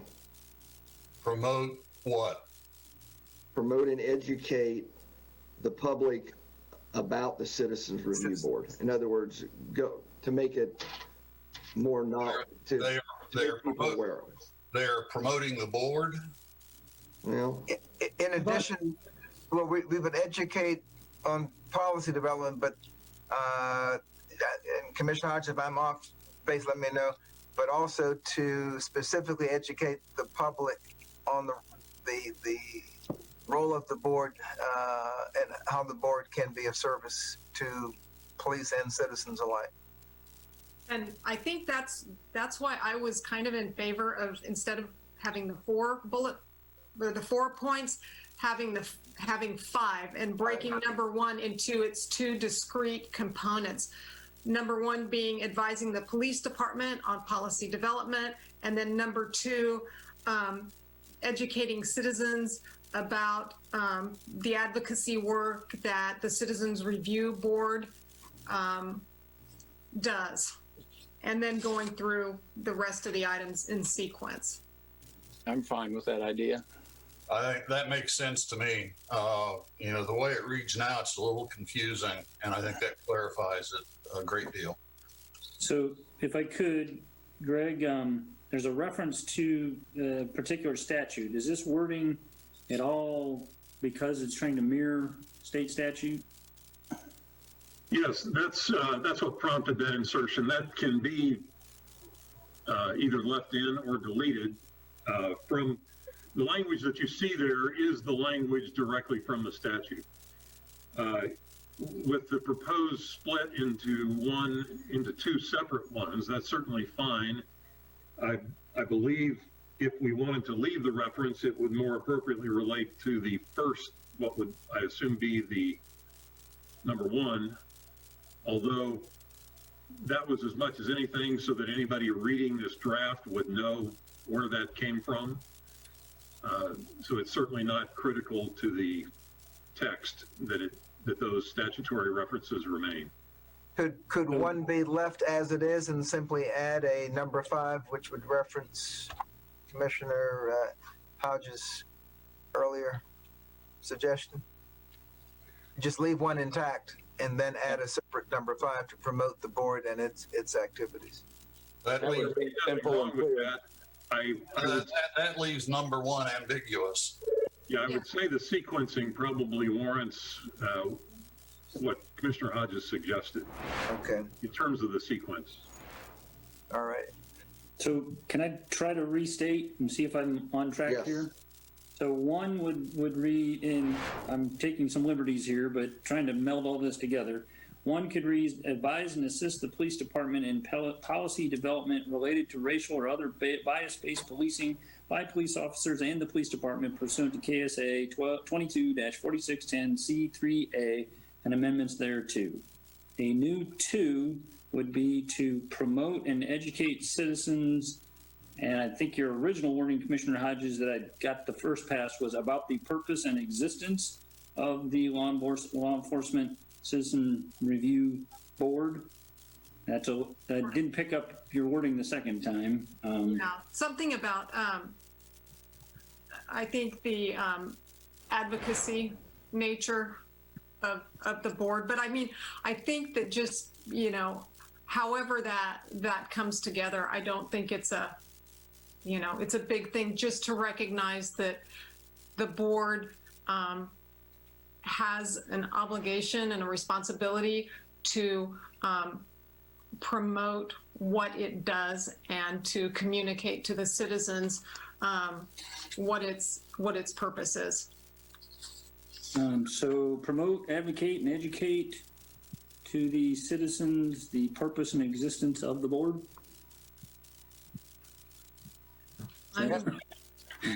Yeah, I don't want to get lost in the woods here, but yeah, something to that effect. Okay, so that will be a new 2, and then items 2, 3, and 4 will be renumbered respectively. Correct. Okay, do we need to vote on that? Yes, we do. Okay. So I would. Do we vote on that, or we just make a motion in a second to add it? No, but this is just voting on the amendment. Up or down, Yeah. and then Okay. you know where Okay, it let's stands. vote on the amendment. Okay. Go ahead, Mr. Frank.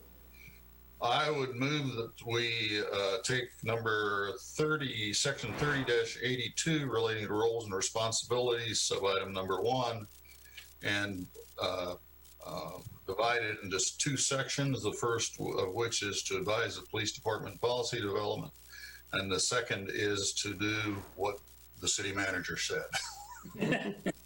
Promoted, okay. Second. Just as a clarification, Commissioner Davis, didn't you state that the motion? Yeah, technically we had a motion on the floor. Oh, So, okay. so all we need to do is vote on that motion at this time, I would think. As collectively restated by Commissioner Franz and the city manager. Friends. Correct. So we got that motion in a second. Okay, all those in favor? Aye. Aye. Opposed? Okay, that amendment will pass 5-0. Okay, do we have any other amendments? Mr. Mayor, I move that we amend section 30-87, section 1. A board member shall be highly encouraged to enroll in and complete the 10-week 40-hour Citizens Police Academy. And preference would be given to those applicants who, may be given to those applicants who have completed the course or enrolled in the course.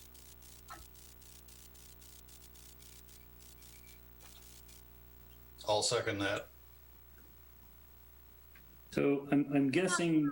I'm just not sure. My problem is I'm just not sure about, granting the preference, because let's say, just for the sake of argument here, that the applicants that we receive on a given year, all of folks of the same socioeconomic class or that don't reflect the diversity that we're trying to bring to this board. If we're weighting that as one of our decisions, we could end up with a pretty undiverse board. And I just think that it might run, while we encourage them to do it, I think that just granting a blanket or making It could be contradictory to our 30-83 when we talk about our amendment. I would suggest that Commissioner Davis's wording said may, so it's not mandatory. I'm not sure if instead of exercising it as a preference, it wouldn't be consideration will be given, so that it's clearly that it's a part of the assessment, but not required in any sense, and it's not weighted towards those people necessarily. It's not a number one priority, but it's something to think about.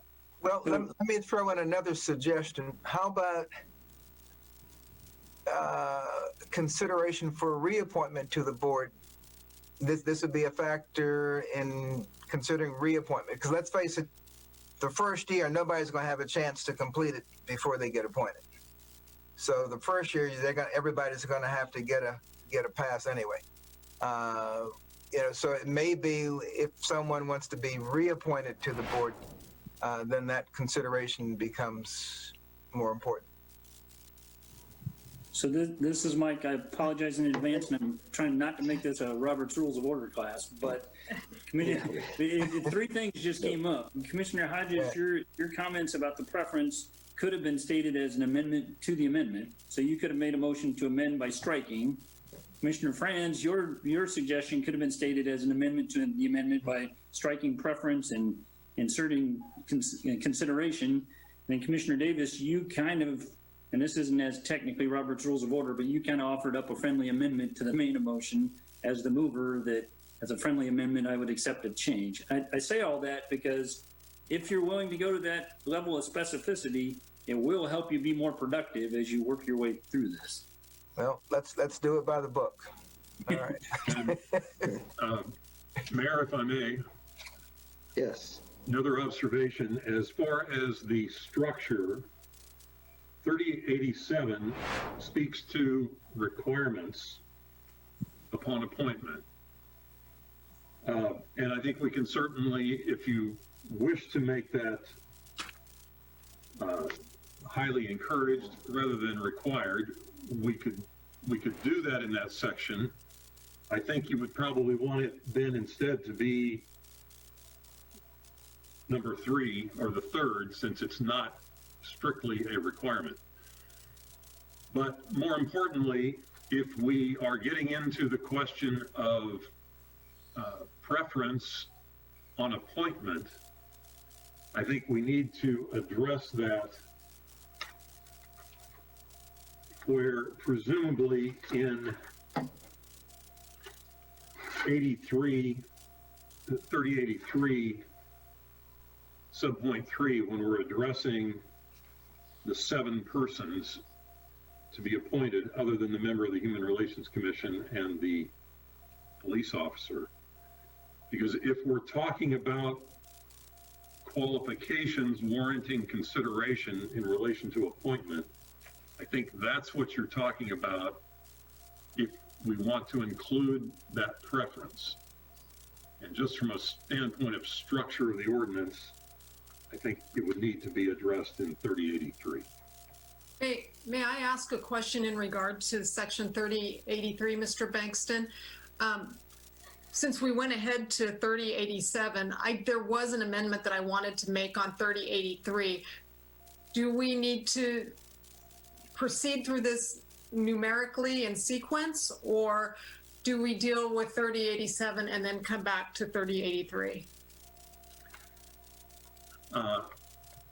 My suggestion would, as you've gone into the discussion about whether it's the academy is to be mandated or not, that probably be addressed first. And then move to the discussion about whether or not having completed that or committed to participate in it is a factor for purposes of appointment. And then we go back to adding that to section 3083 if that's then appropriate. Am I understanding that correctly? Okay. That would be my thought. Okay. So, and are you comfortable with highly encouraged being in the section of requirements? I'm sorry, was that directed to me? Yes, I'm sorry, it was. Yeah, that's all right. I just wanted to be sure. I think so. Absent, it would either warrant a separate section or simply, and that's why I say I think it's probably best, if that's the choice of the commission, that would become item 3. Those that are required would be 1 and 2. And then Oh, okay. I see. it's either that way, I think, or a separate section. So if I might ask, what's the current motion on the floor? Yes. Exactly. Is it highly encouraged? Highly encouraged. Okay. And the reference to preference removed? We'll deal with that in 3083. As the maker of the motion, I have no problem removing the preference. I'm sorry, did you say you are, I cut out. Well, I would remove the preference because I'm going to come back later and try to add it in for reappointment. Okay. Do we need a second? Yes. I'll second it. So we have a motion, and Mr. Scragg, help me if I'm wrong here, to highly encourage enrollment in and completion of the 10-week, 40-hour Citizens Police Academy. Is that correct? Yes, I believe that's correct. And Okay. we will bring back a second reading so we can massage some of this if we can get your intent clarified. And So that we gets, have- that gets moved to item number 3 in that section since it's per Mr. Bankston's suggestion. No, we're still on 30-87. Right, but the enrollment in the Citizens Academy will then be number 3, and the other 2 numbers will advance in the sequence. Yes, that's my understanding. That's what I understand Mr. Bankston to suggest anyway. It becomes the third one in 3087. Yeah. And again, it just says highly encourages. Correct. Okay, we got a motion and a second. All those in favor? Aye. Aye. Opposed? Okay, that passed 5-0. Okay, next. I would move, I'm not sure which section reappointment. I saw a reappointment. I lost it. We have terms under 30-88. Is that what you were looking at? Well, that's terms. I thought I saw in here just a second ago for reappointment, but maybe I didn't. Okay, in that case, I guess under section 30-88, I'd move that reappointment would require completion of the Police Citizens Academy as long as the first term was at least 3 years long. Because, I mean, the first 2 years, 2/3 of the board's not going to have a 3-year term. So they wouldn't be able to do it anyway. So reappointment following a completion of a full 3-year term would require completion of the police academy. Yes, I don't know if you need to add unless there's some physical hardship that prevents it or not, but And this would be a precondition of reappointment? for reappointment only. Yeah, okay. So it gives them basically 3 years to complete the police academy. Yep. I won't take it personally if nobody seconds it. Just throw it out there. I think it sets the bar too high. Again, if they're not going to do it in the first term, I don't think that they'll do it to remain. Good point. I'm sorry, was there a second? No.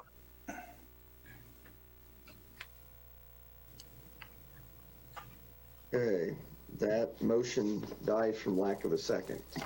All right. Okay, any other amendments?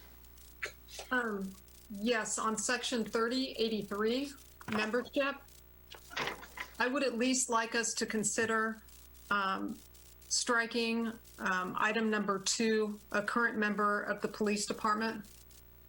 For the reasons that I stated earlier, I think that puts an officer in a really lousy position of potentially having to recommend or take action against his peers or a superior officer. And I just, I think we're setting them up for failure. So I would move that we remove item number 2 from section 30-83.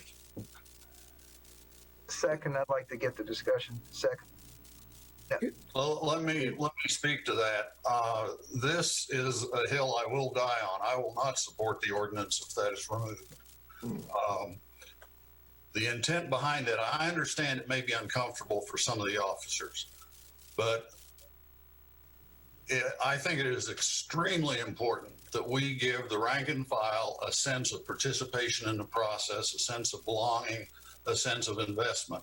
Right now, they feel like they've got a big red target on them. They feel attacked. I'm, maybe Chief Nelson can correct me, but if I were in their shoes, I would feel like everybody in the world is out to get me. I think if this thing has any chance at all of succeeding, we have to have some way of investing them in the process. I'm not sure if it's appropriate if I speak or not, because I was waiting for the opportunity before when this concern was first broached, and I never had an opportunity. So can I speak or not speak? I would like to. Go ahead. Mayor, up to you. Yep. Okay, I didn't know the rules. I didn't want to. I agree 100% with Commissioner Franz, but I want to add to that, to exclude the police from every part of this process is not good to try to pass down to the troops, that they're not even part at all. I mean, I don't think that the purpose of this CRB is to exclude the police. At least I hope it's not. So the reason it's a line officer Commissioner Franz recommended, a line officer does have a lot more idea of what's going on in the streets than probably I do. With that said, I would probably be the one choosing who that line officer to be on the board. And I assure you, he'd be perfectly fine with that position. But I would like him on there for another reason. I guess my second reason is, if you're wanting to exclude the chief of police from being in the executive session, and you're not wanting a police officer on the board, now there's absolutely no presence whatsoever of a police officer when they're making these decisions that could or cannot affect an officer's career. And I just think that's wrong. Chief Nelson, if I can interject, you've completely taken what I said in the wrong fashion. When I'm not looking to exclude you, I'm not looking to exclude staff liaisons from an executive session. I'm saying that we need to be cognizant that there may be a situation in the future where it's not appropriate to require someone whose conduct may be under discussion in an executive session. So please do not put words in my mouth that I am trying to exclude you or any other officer from an executive session. And I know that's not under discussion now, but I felt it was important to stop you right there. Well, I'm not sure where that came from, and if that's how you feel, I apologize. But you said exclusion.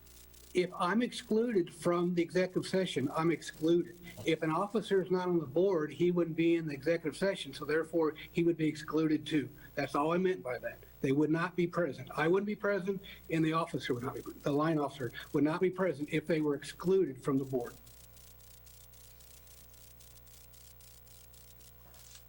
Yeah, I kind of agree with Commissioner Franz. I think this is a two-way street, and I think a line officer would be advantageous, even though it might put him in a difficult situation once in a while. I think it would be more times than not advantageous to have one on this board. Mayor, if I may. Yes. Greg Bankston, legal counsel. I had a question, if I may, for Chief, but it relates to what we've just been talking about. Chief, did I understand you correctly to make reference to the potential for your designation of who this board member would be? Well, I don't believe I would vote. I would agree. The mayor would have to choose. The mayor. The mayor would have to. That's the point I want to clarify. If I correctly understood your comment. Yeah, no, I was wrong. Everybody that the commission and anybody that might be listening would. Right. be sure to be on the same page in that regard.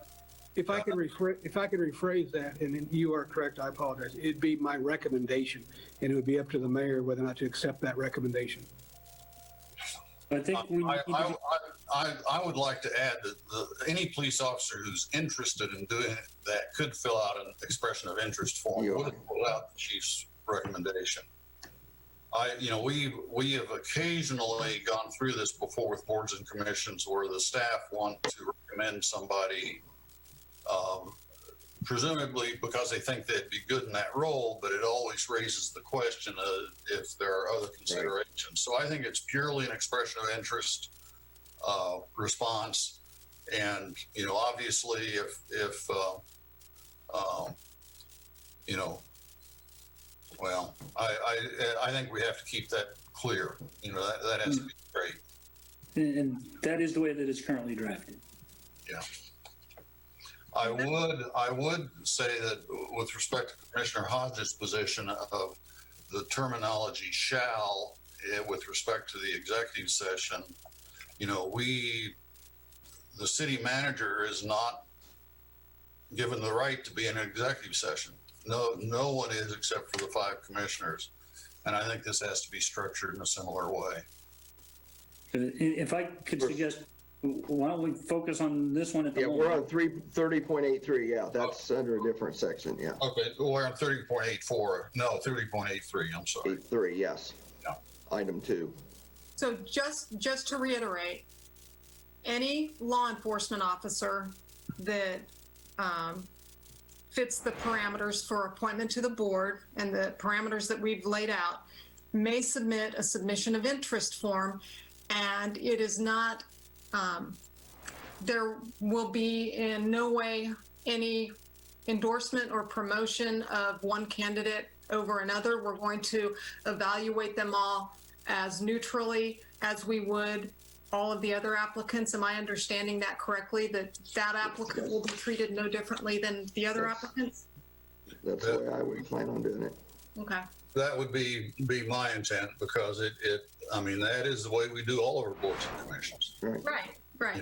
So, I hate to ask a nitty-picky question. If there were no police volunteers for the board, what happens to that position? It's a vacancy that we try to fill. So just a vacancy. Okay. Yep. All right. Makes sense. Just so I'm clear, is that one spot for law enforcement or not for law enforcement? Is there one spot? Yeah. Yeah. The discussion we're having is on the premise there is. The motion is to strike that. Yes. The proposed amendment is to strike that. Right. Is there any other discussion on that? If not, we have a motion and a second to strike item number 2 from section 30-83 membership. All those in favor? I'm sorry, I apologize. As you were stating that, it occurred to me that if you're striking that, then I assume that you're increasing the 7 to 8 so that you maintain. We'll have to address, I'd say we have to address that separately. Probably, wouldn't you? Well, depends on, I guess, the mover's intent. City Manager Scraig, I don't have the highest of hopes that this motion is going anywhere. So let's not put the cart in front of the horse. Actually, I think the way the section is phrased, if we strike section 2, then section 3 becomes section 2. There's still 9 members, and there's only the one designated member. Okay. So.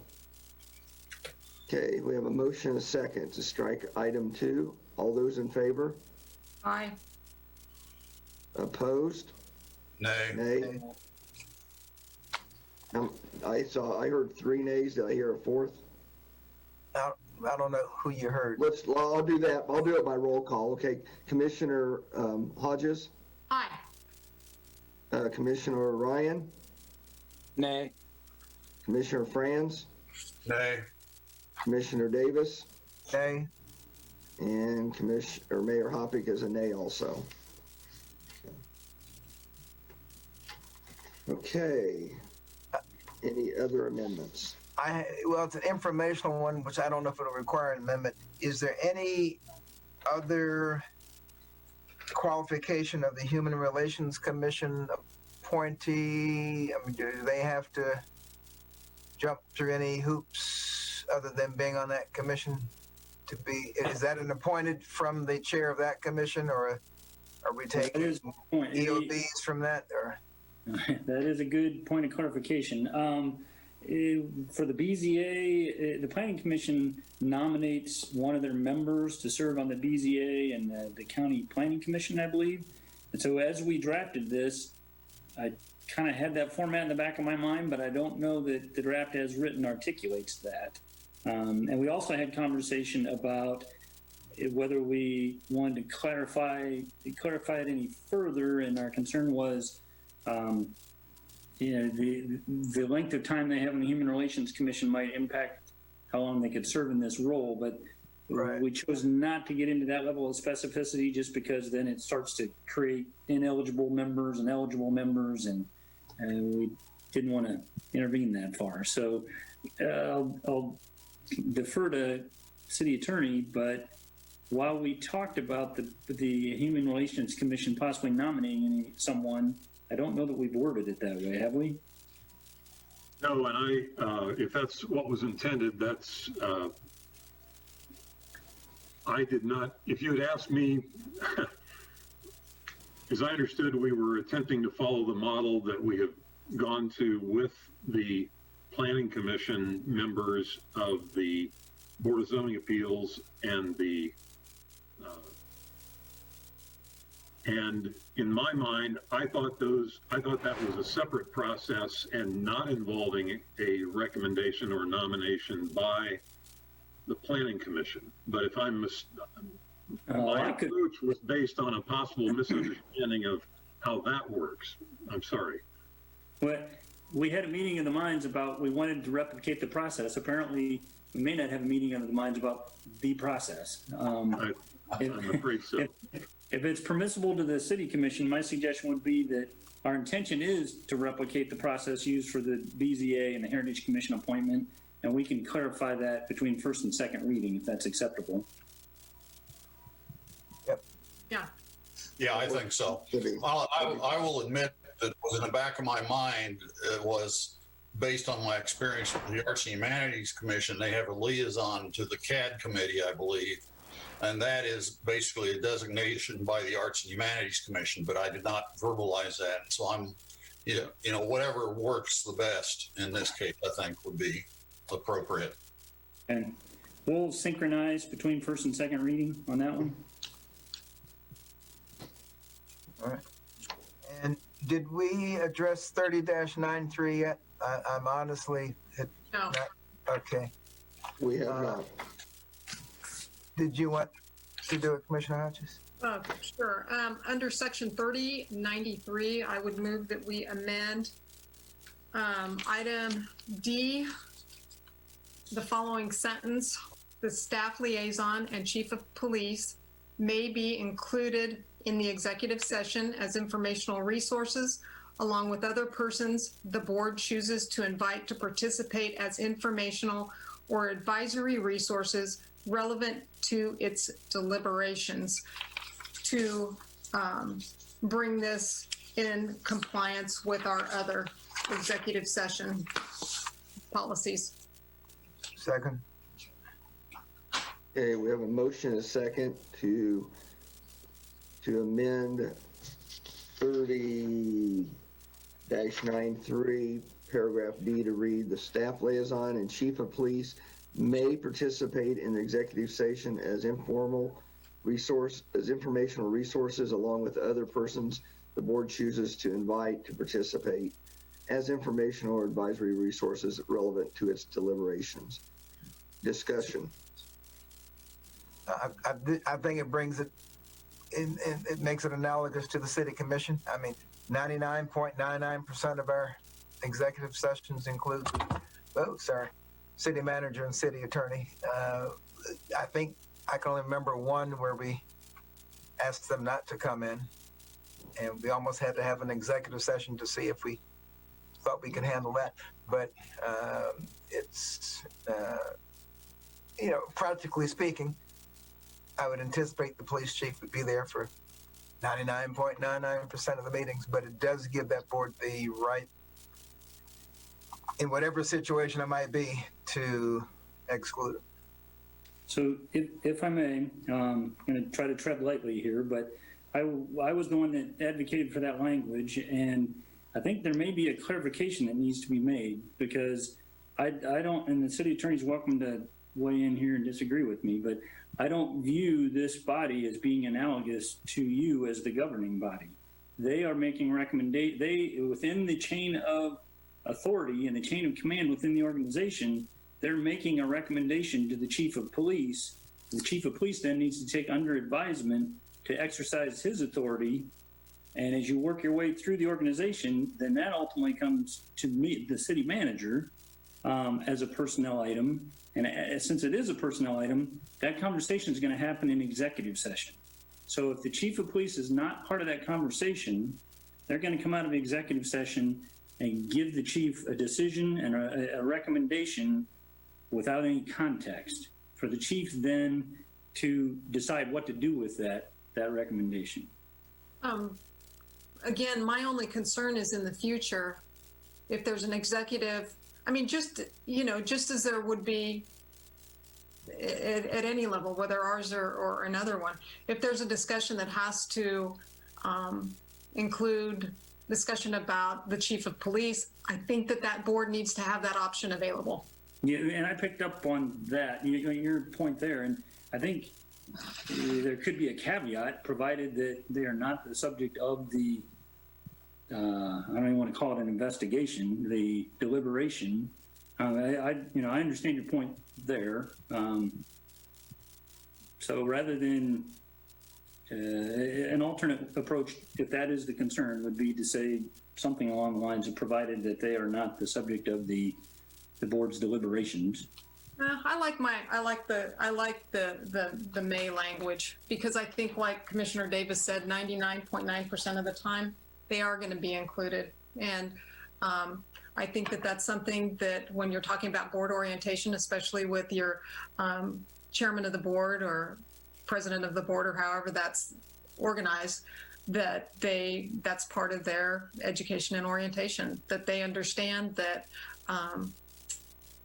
HR issues are going to go through the chief. But I'd prefer to we can vote up or down on that. If the chief is in on the discussion, the recommendation is still being made to him, in that he's part of that discussion of the recommendation that's going to come to him. I'm trying to, I guess we probably sort of do the same thing with you, Mike. I mean, we'll discuss things we may bring to you, and you're in the room guiding the conversation. Is it any different with personnel issues, where, because this board does not have, hire, fire, or discipline authority. So in that regard, we're not making, it would not be making a recommendation to, Well, I think they could make a recommendation to the chief, but they certainly cannot implement any kind of disciplinary Right. action. So there would be a recommendation to him. It would be up to him whether or not he would follow it. So I'm kind of reconsidering. At first, I was kind of in favor of making that shall and may, and I'm now reconsidering that, because I'm having Mr. Schrag made a compelling argument, I guess, and and he's in there, and Chief Nelson would not be part of the discussion unless he was asked to be part of that discussion, sitting through executive session, correct? Correct. As much just a liaison, yeah. Right. I mean, admittedly, as a liaison to you, I interact as topics come up, but the expectation would be that they're a staff support and they're deferential. There is one clarification I'd like to make, but I'll hold off on that while you're discussing this. I guess I would ask the motion maker if it would be acceptable to change this, to make sure the language is clear, that if the chief were in any form or fashion the subject of any of the discussion that the chief could be, I don't know how you say it, asked to not come in or recuse himself, but whatever the proper verb would be. And I do understand that. And I guess some time that staff is asked, not to participate in an executive session, the assumption is that that there's something about their job performance that's under discussion. But I'm still okay with the May. I'm maybe included. I just, if this group is going to be able to foster any kind of confidence in the community, in my opinion, we've in our efforts to compromise and to include what everybody thinks is important. I mean, we've we're trying to balance a line between citizens and LEOs, and we want to do it as positively as we can. But I think that language needs to stay, if at all possible. This is a lot of thinking on the fly, but I'm more comfortable with the May, knowing that there would be a line officer already on the committee who would be in the executive session meeting anyway. So I know there'd be some representation. I don't know what additional representation. I can imagine a situation, I guess, where you would need the experience of the chief administrator of the police department. But at that point, you're almost asking him to make the recommendation to himself or to discuss it.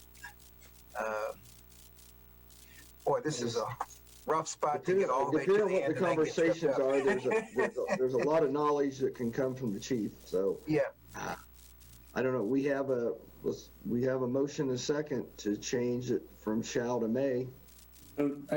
If I could offer the clarification, I don't know if this impacts your decision on this vote or not, but the way, and again, City Attorney Bankson, correct me if I'm wrong, but the way this is structured, the determination that this body would make is one of the choices specified in 3093, that the complaint or the claim is unfounded, exonerated, not sustained, or sustained against policy.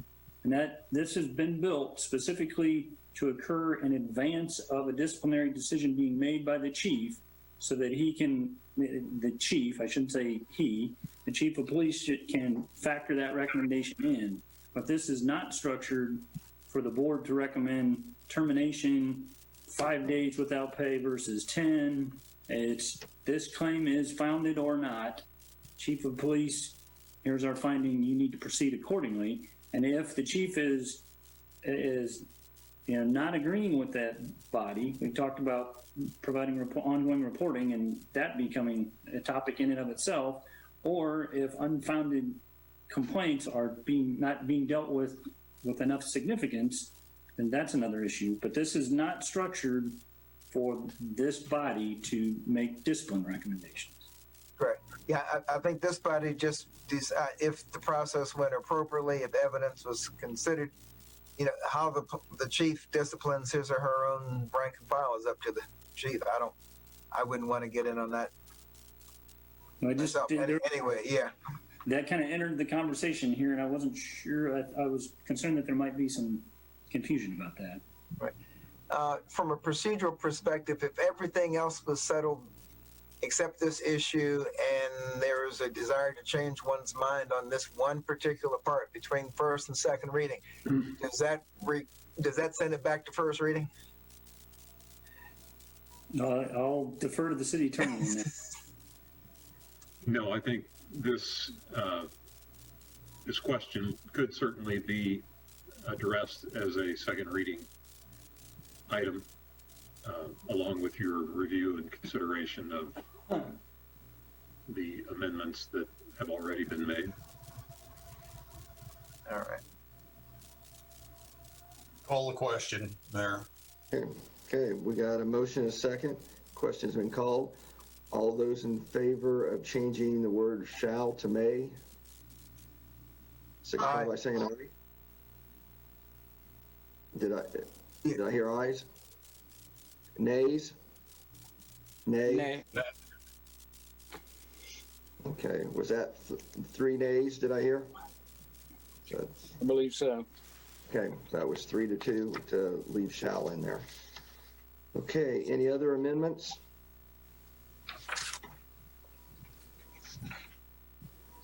An innocent question that I hope is not taking us down the rabbit hole.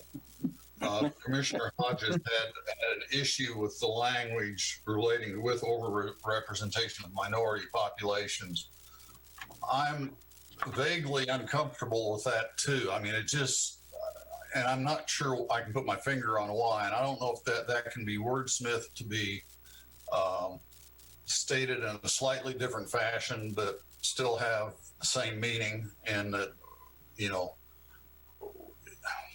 I don't have the word myself, so I guess this isn't a motion. It's maybe a request for staff to kind of look at that and see if that can be wordsmithed a little bit. We can all hit our thesauruses tonight and see what we find. Yeah. How about majority representation being of the minority population? Well, you know, to be honest with you, my whole issue is with the use of the term minority, because that carries with it some implications that, you know, aren't all that positive sometimes. And so I don't know, but I don't know a better word to use in that context. And how do you did we define minorities in the first part? I apologize for not remembering. We have definitions. We did not. See what minority. What's that?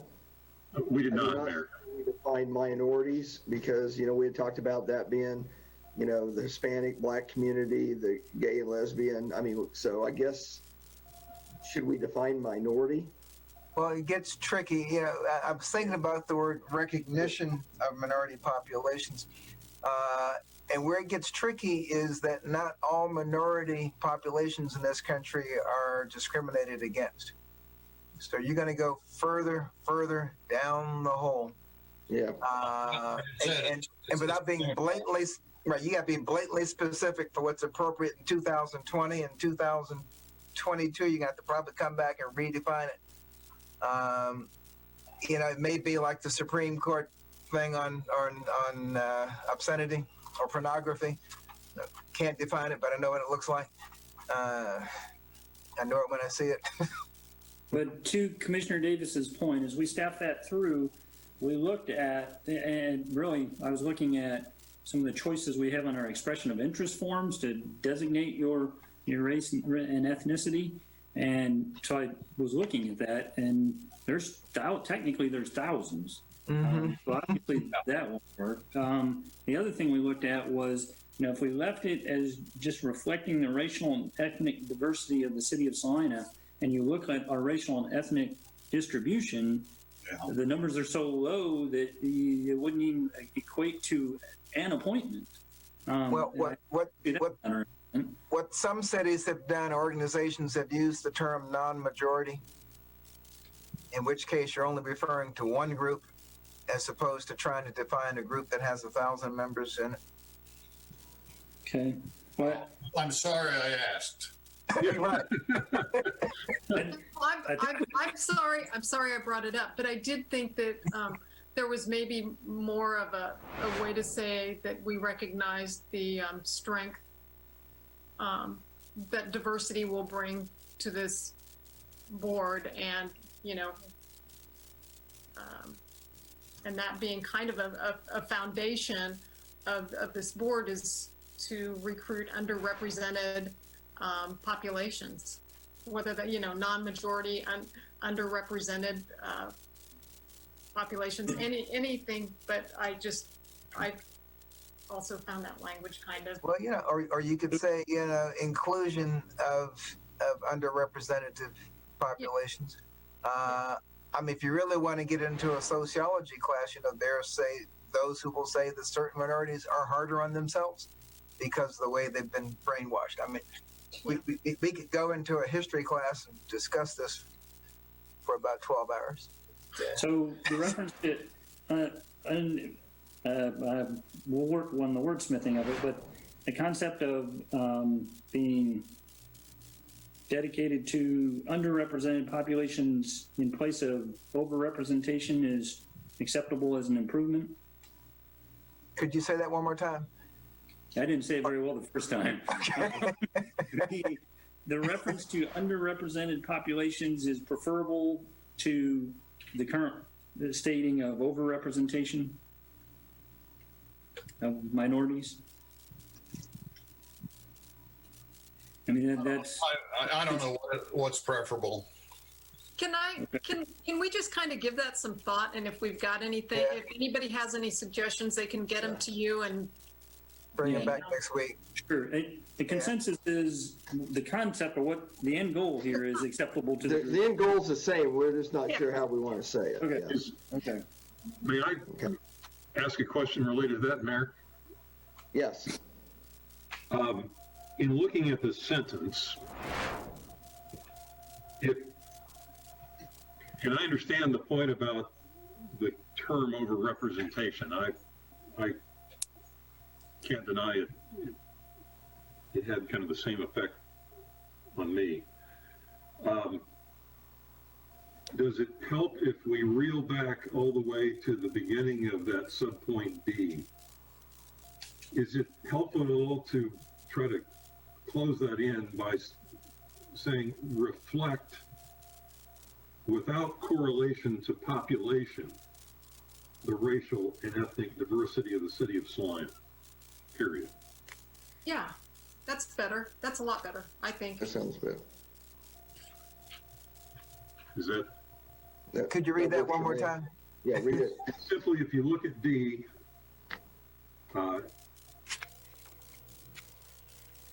it begins reflect, and you would interject there, reflect without correlation to population, comma, the racial and ethnic diversity of the city of Salina, period. So you get away from any reference to overrepresentation, and you get away from reference to minority populations. But instead, you're just attempting to reflect the racial and ethnic diversity without correlation to population. Let's work with that as a change for second reading. Let's think about it, but that sounds pretty good. I agree. Now we'll just need a footnote saying what this means is.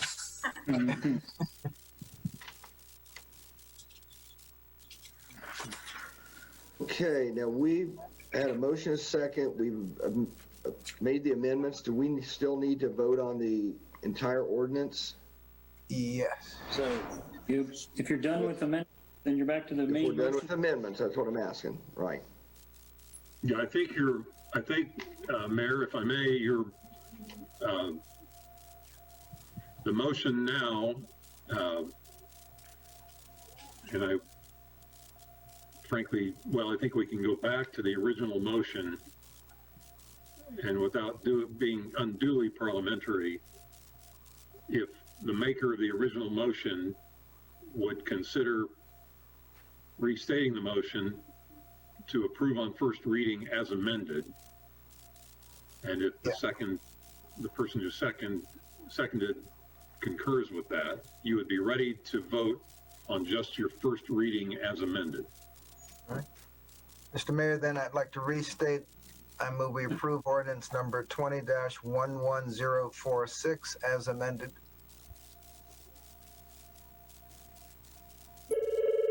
And who did the second?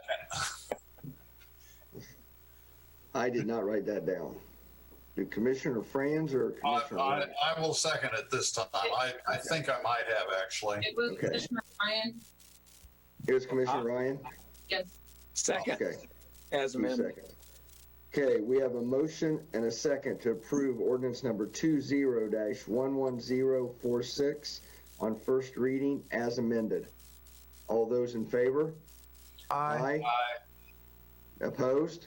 Nay. That passes 4-1. Okay, that note, we have no development business. Does any other commissioner have any other business to bring before? Just, I'm sorry. I just have two really quick. You're cutting out again, Commissioner Hodges. One is an article from the Kansas Government Journal that we got a couple weeks ago in our packet. There's a wastewater treatment plant in Dodge City that is utilizing raw biogas and sells it to markets and actually gets a $5 million annual net income from the sale of the biogas. And as we're moving forward with our own wastewater plant, and I see Ms. Tasker still on the line, so maybe this is an option to consider going forward, that we might be able to find a way to harness that and tap into that market as well. I don't know I know there's differences between Dodge City and Salina, but $5 million a year would be a nice bonus. And then the other thing I just wanted to follow up on, and there may have already been a response, was I think we all received an email from a gentleman named Alexander Novak from GSS Incorporated and US Cellular, and I didn't, regarding the timeline for our considering the agreement with US Cellular. Is that going to be on our agenda anytime soon? Yes, I believe it's next week. I think part of the miscommunication was what constituted early December, but staff has responded back to him, and I'm working from memory, but I believe it's next week. Okay, cool. Thank you. I believe that's correct. I have one question. Is anybody done a follow-up on the South Penn property? The South Penn property. We declared 2 weeks ago, or a week. Yeah. I drove by the other day and I noticed there's an orange fence around the back of the building. I don't know if it was there originally or not. I'll have to verify with code staff whether they've met the prior requirements or not. But yes, we'll proceed as originally directed by you as the governing body. Okay. I just wondered if they had initiated work or not at this point, and if they have, it's not readily apparent from the building. Right. But it was an orange fence. I drove by there, I think, the day after we discussed. I think that orange fence was up that day. Okay. And I don't know if that was put up by somebody for safety purposes. Yeah. All right. Yeah. I just, So. Commissioner Brand. Yes. Lauren Driscoll, Director of Community Development Services. Following that meeting, as requested by the City Commission, I believe somebody pointed out that there could be an opening in the house still. So code compliance staff went out immediately that morning, and we did verify it and abate it for those safety concerns. Okay. I think that sounds about right, because I think I drove by either that afternoon or the second day at Wednesday, and I noticed the fence. So thank you for doing that. Welcome. And I just wanted to say, as you continue to do your Christmas shopping or holiday shopping, don't forget we have some wonderful stores downtown. Most of them, I'd say the compliance with wearing a mask is in the high 90s. But if people still don't want to venture out that close to other folks, shopping online doesn't always mean Amazon, Best Buy, or Walmart. You can shop downtown online and keep those funds here in Salina. So try to shop local and spread the word. Good point. Could I add one, as far as the mask enforcement? I don't think we're closing, would it be a good point to make, but we've been doing the proactive mask enforcement since December 1st, and we've checked 77 businesses, and there's been 97% compliance rate to date. And we're doing it every day, not every day, we're doing it 4 to 5 days a week. So that's going well. I will say, Chief, the officers that have been observed doing that also. It's showing up on social media, and I do appreciate it, because that was a hard criticism to accept for a while. I appreciate that, and I might say it's two different things too. It's self-initiated and then complaint-driven, two completely different things. But we've had 77 business self-initiated checks, and we've had 20 complaint-driven responses.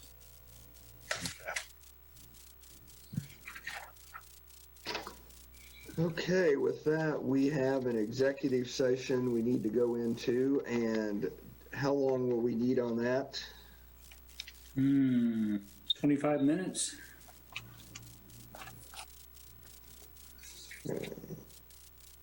Does anybody need a break, or are we okay to keep going? Take 5. Okay. Okay. And in our Zoom format, I think we have some procedural explanation that Yes. before we Yeah. turn into executive session. So do we want to go ahead and read? Continue, you So, can. Read the motion first then? Yes, please. Okay. Yes. Okay, Mayor, I move, go ahead. okay, boy, this is long. I move the city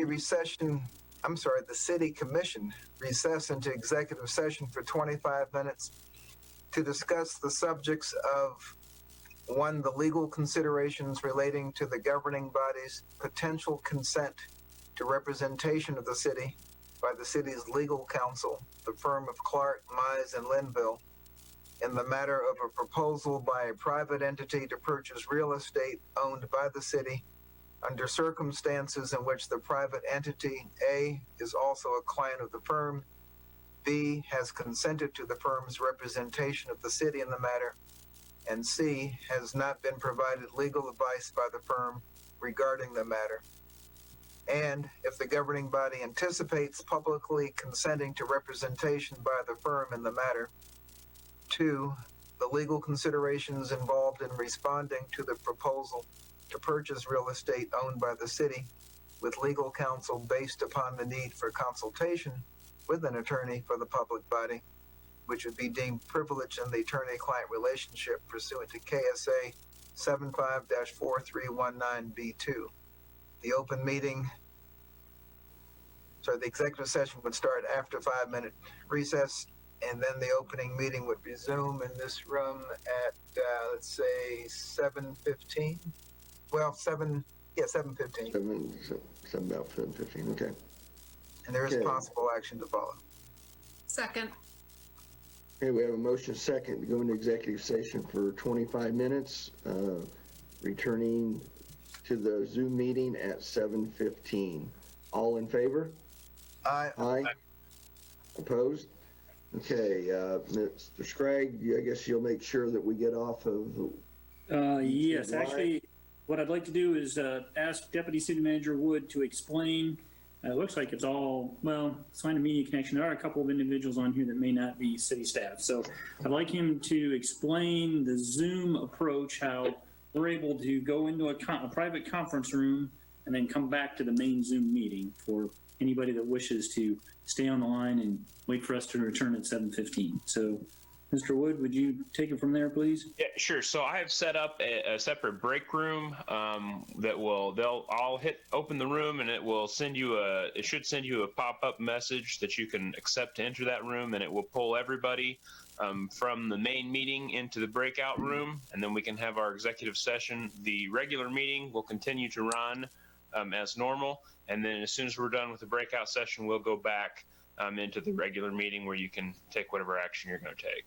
So there should be a message that pops up on your box as soon as I open that meeting that you can click, and it will suck you into the breakout room. Do we need to go to participants or chat, or it just comes up on the main screen? It should just pop up on your main screen. Thank you. That's for the participants in the That's executive. for the participants, not for you. Right. Right. No, that's for city commission and those going into executive session. And then if any public wishes to stay on the line until we come back out of executive session, they don't need to do anything. They just stand by.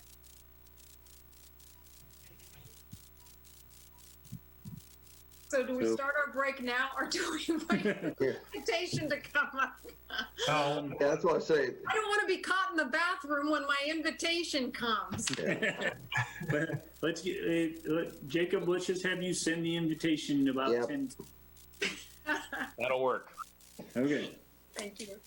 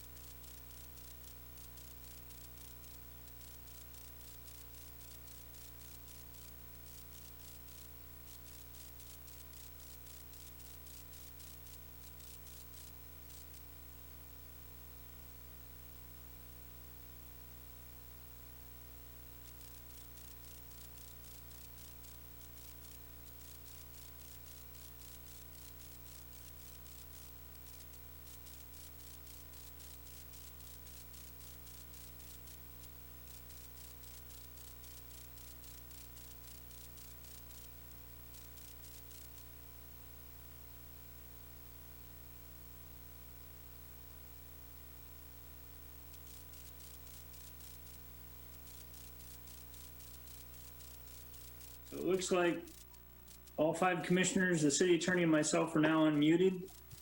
Coming out of executive session, one of the questions that was articulated as part of the motion to go into executive session, and I need a second to find it here in the middle of this motion, is whether the governing body consents to representation by the law firm of Clark, Mize, and Linville in this matter. And so I'll defer to Greg if you wish to elaborate or clarify, but that would be an open session decision that you as a governing body could make, and that would be decision point number 1. Just speaking as a commissioner, I think it would be helpful if Greg could summarize very briefly what he told us in executive session vis-a-vis his firm's role and how that actually plays out when a client releases you from the attorney-client relationship. I just think that would be helpful for people to know and to have on the record. Yeah, and it occurs to me that Mayor Hoppick recused himself from the executive session, so he doesn't have the benefit of that conversation. But Mayor Hoppick, this still pertains to Restore Properties. So as it relates to your need to recuse yourself, this also relates to representation of the city of Salina in a matter that involves Restore Properties. Okay, I will just continue to just listen, and I will allow Vice Mayor Hodges to take the lead on this. All right, thank you. Sorry to interrupt, Greg, but feel free Greg, to. if you could summarize that real quick, I'd appreciate it. Certainly.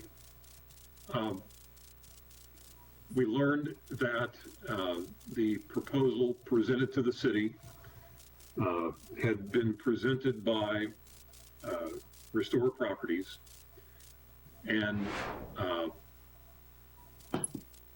in doing so, recognized that our firm, as indicated in the motion,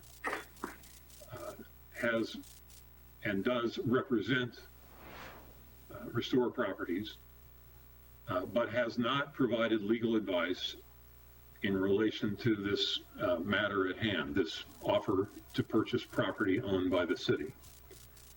With that, and in looking to the ethical rules that govern the conduct of professional practices by lawyers in the state of Kansas, the matter then becomes a question of consent by the affected clients. In this case, given our ongoing and extent of our role in relation to representation of the city of Salina, my partner responsible for the representation of restoration or Restore consulted with the principal of Restore and obtained an indication that they would consent in writing to our representation of the city in this matter. That is what precipitated bringing that question to the governing body as a preliminary question. Certainly, I think we're following the rules of professional conduct, but those rules call for the informed consent of both clients. And that's what prompts this discussion this evening. And if there's one clarification, go ahead.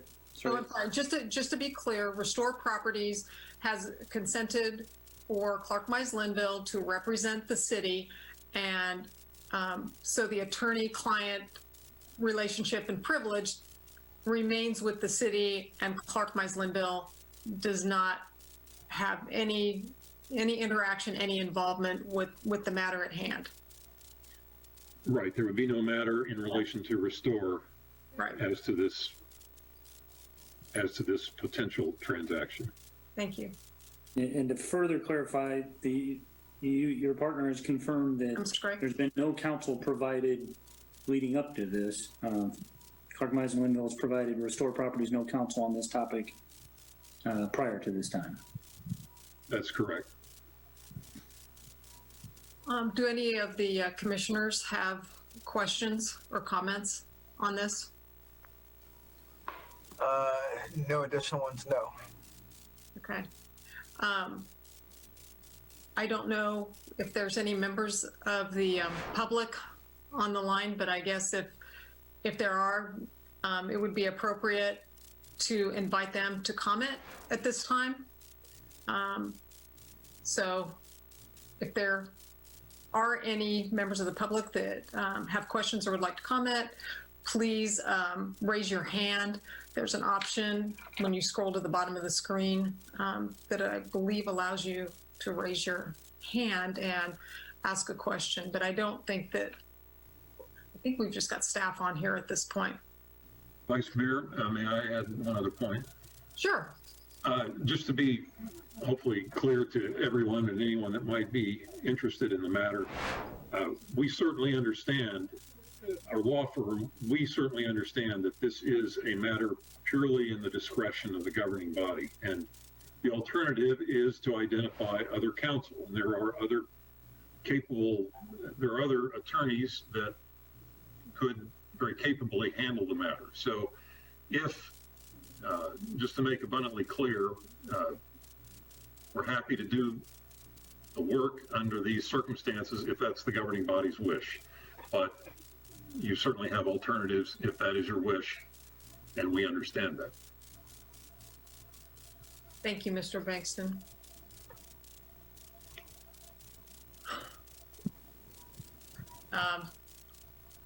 Well, commissioners, how do you want to proceed on this item?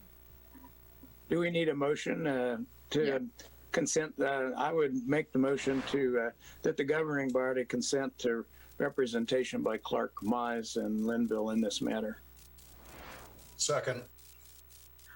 There's been a motion and a second. Does it include the elements that we needed to refer to specifically, or can we just leave it at that? We will provide a written consent that will be along the line of what was articulated in the motion or the motion that took you into the executive session. I wonder if it would be easiest to also authorize the city manager to execute that consent. It could either be the mayor or the city manager, as you all prefer. Commissioner Ryan, are you? Then I would add to the motion, that would the city manager be allowed to execute that consent. And Commissioner France is? I concur. Okay. There's been a motion and a second to continue the city's representation in this matter with Clark, Mize, Linville, and to authorize the city manager to execute agreement on the governing body's behalf. All those in favor? Aye. Aye. Any opposed? Motion passes 4-0. And now, Mr. Scragg, I'll turn it over to you. There's another part of this Sure. consideration? Correct. The original motion also then contemplated that going into executive session regarding the legal considerations involved in responding to the proposal, which is item number 2 in that motion, if you have it in front of you. So if you, as a governing body, are so inclined, we could make a motion to go back into executive session to discuss the proposal and our response to the proposal. If asked to speculate about the amount of time, well, we're probably talking 25, 30 minutes, I would get. Okay. All right. I move the city commission recess into executive session for 25 minutes to discuss the legal considerations involved in responding to the proposal to purchase real estate owned by the city with legal counsel based upon the need for consultation with an attorney for the public body, which would be deemed privileged in the attorney-client relationship pursuant to KSA 75-4319B2. The open meeting will resume in this room at 7:50. Second. There's been a motion and a second to recess into executive session. until, and I'm sorry, what was the time? 7:50, 7:50. Okay, until 7:50. The open meeting will resume in this room at 7:50. All those in favor? Aye. Any opposed? Motion passes 4-0. We'll be back at 7:50.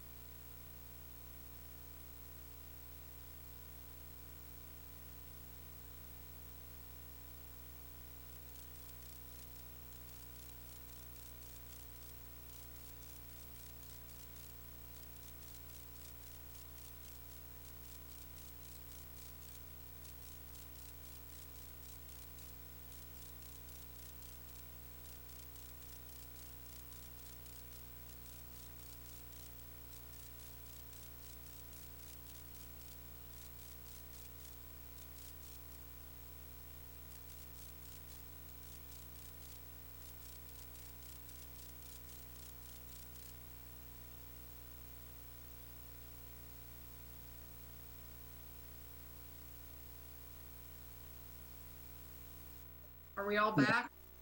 Looks like Carl's muted and the mayor is still muted. There we go. Looks like everybody's unmuted now. Okay. So we are back in open session and do not have any action to take at this time, correct? Right. Okay, so then I will turn the meeting back over to Mayor Hoppick. Unless he's left. Okay. No, I'm still here. You just can't see my video for some reason. So I believe that is everything for today. I will accept a motion to adjourn. So moved. Second. Okay, all those in favor? Aye. Aye. Aye. Opposed? Okay, we'll see everybody next Monday. Thank you. Thank you.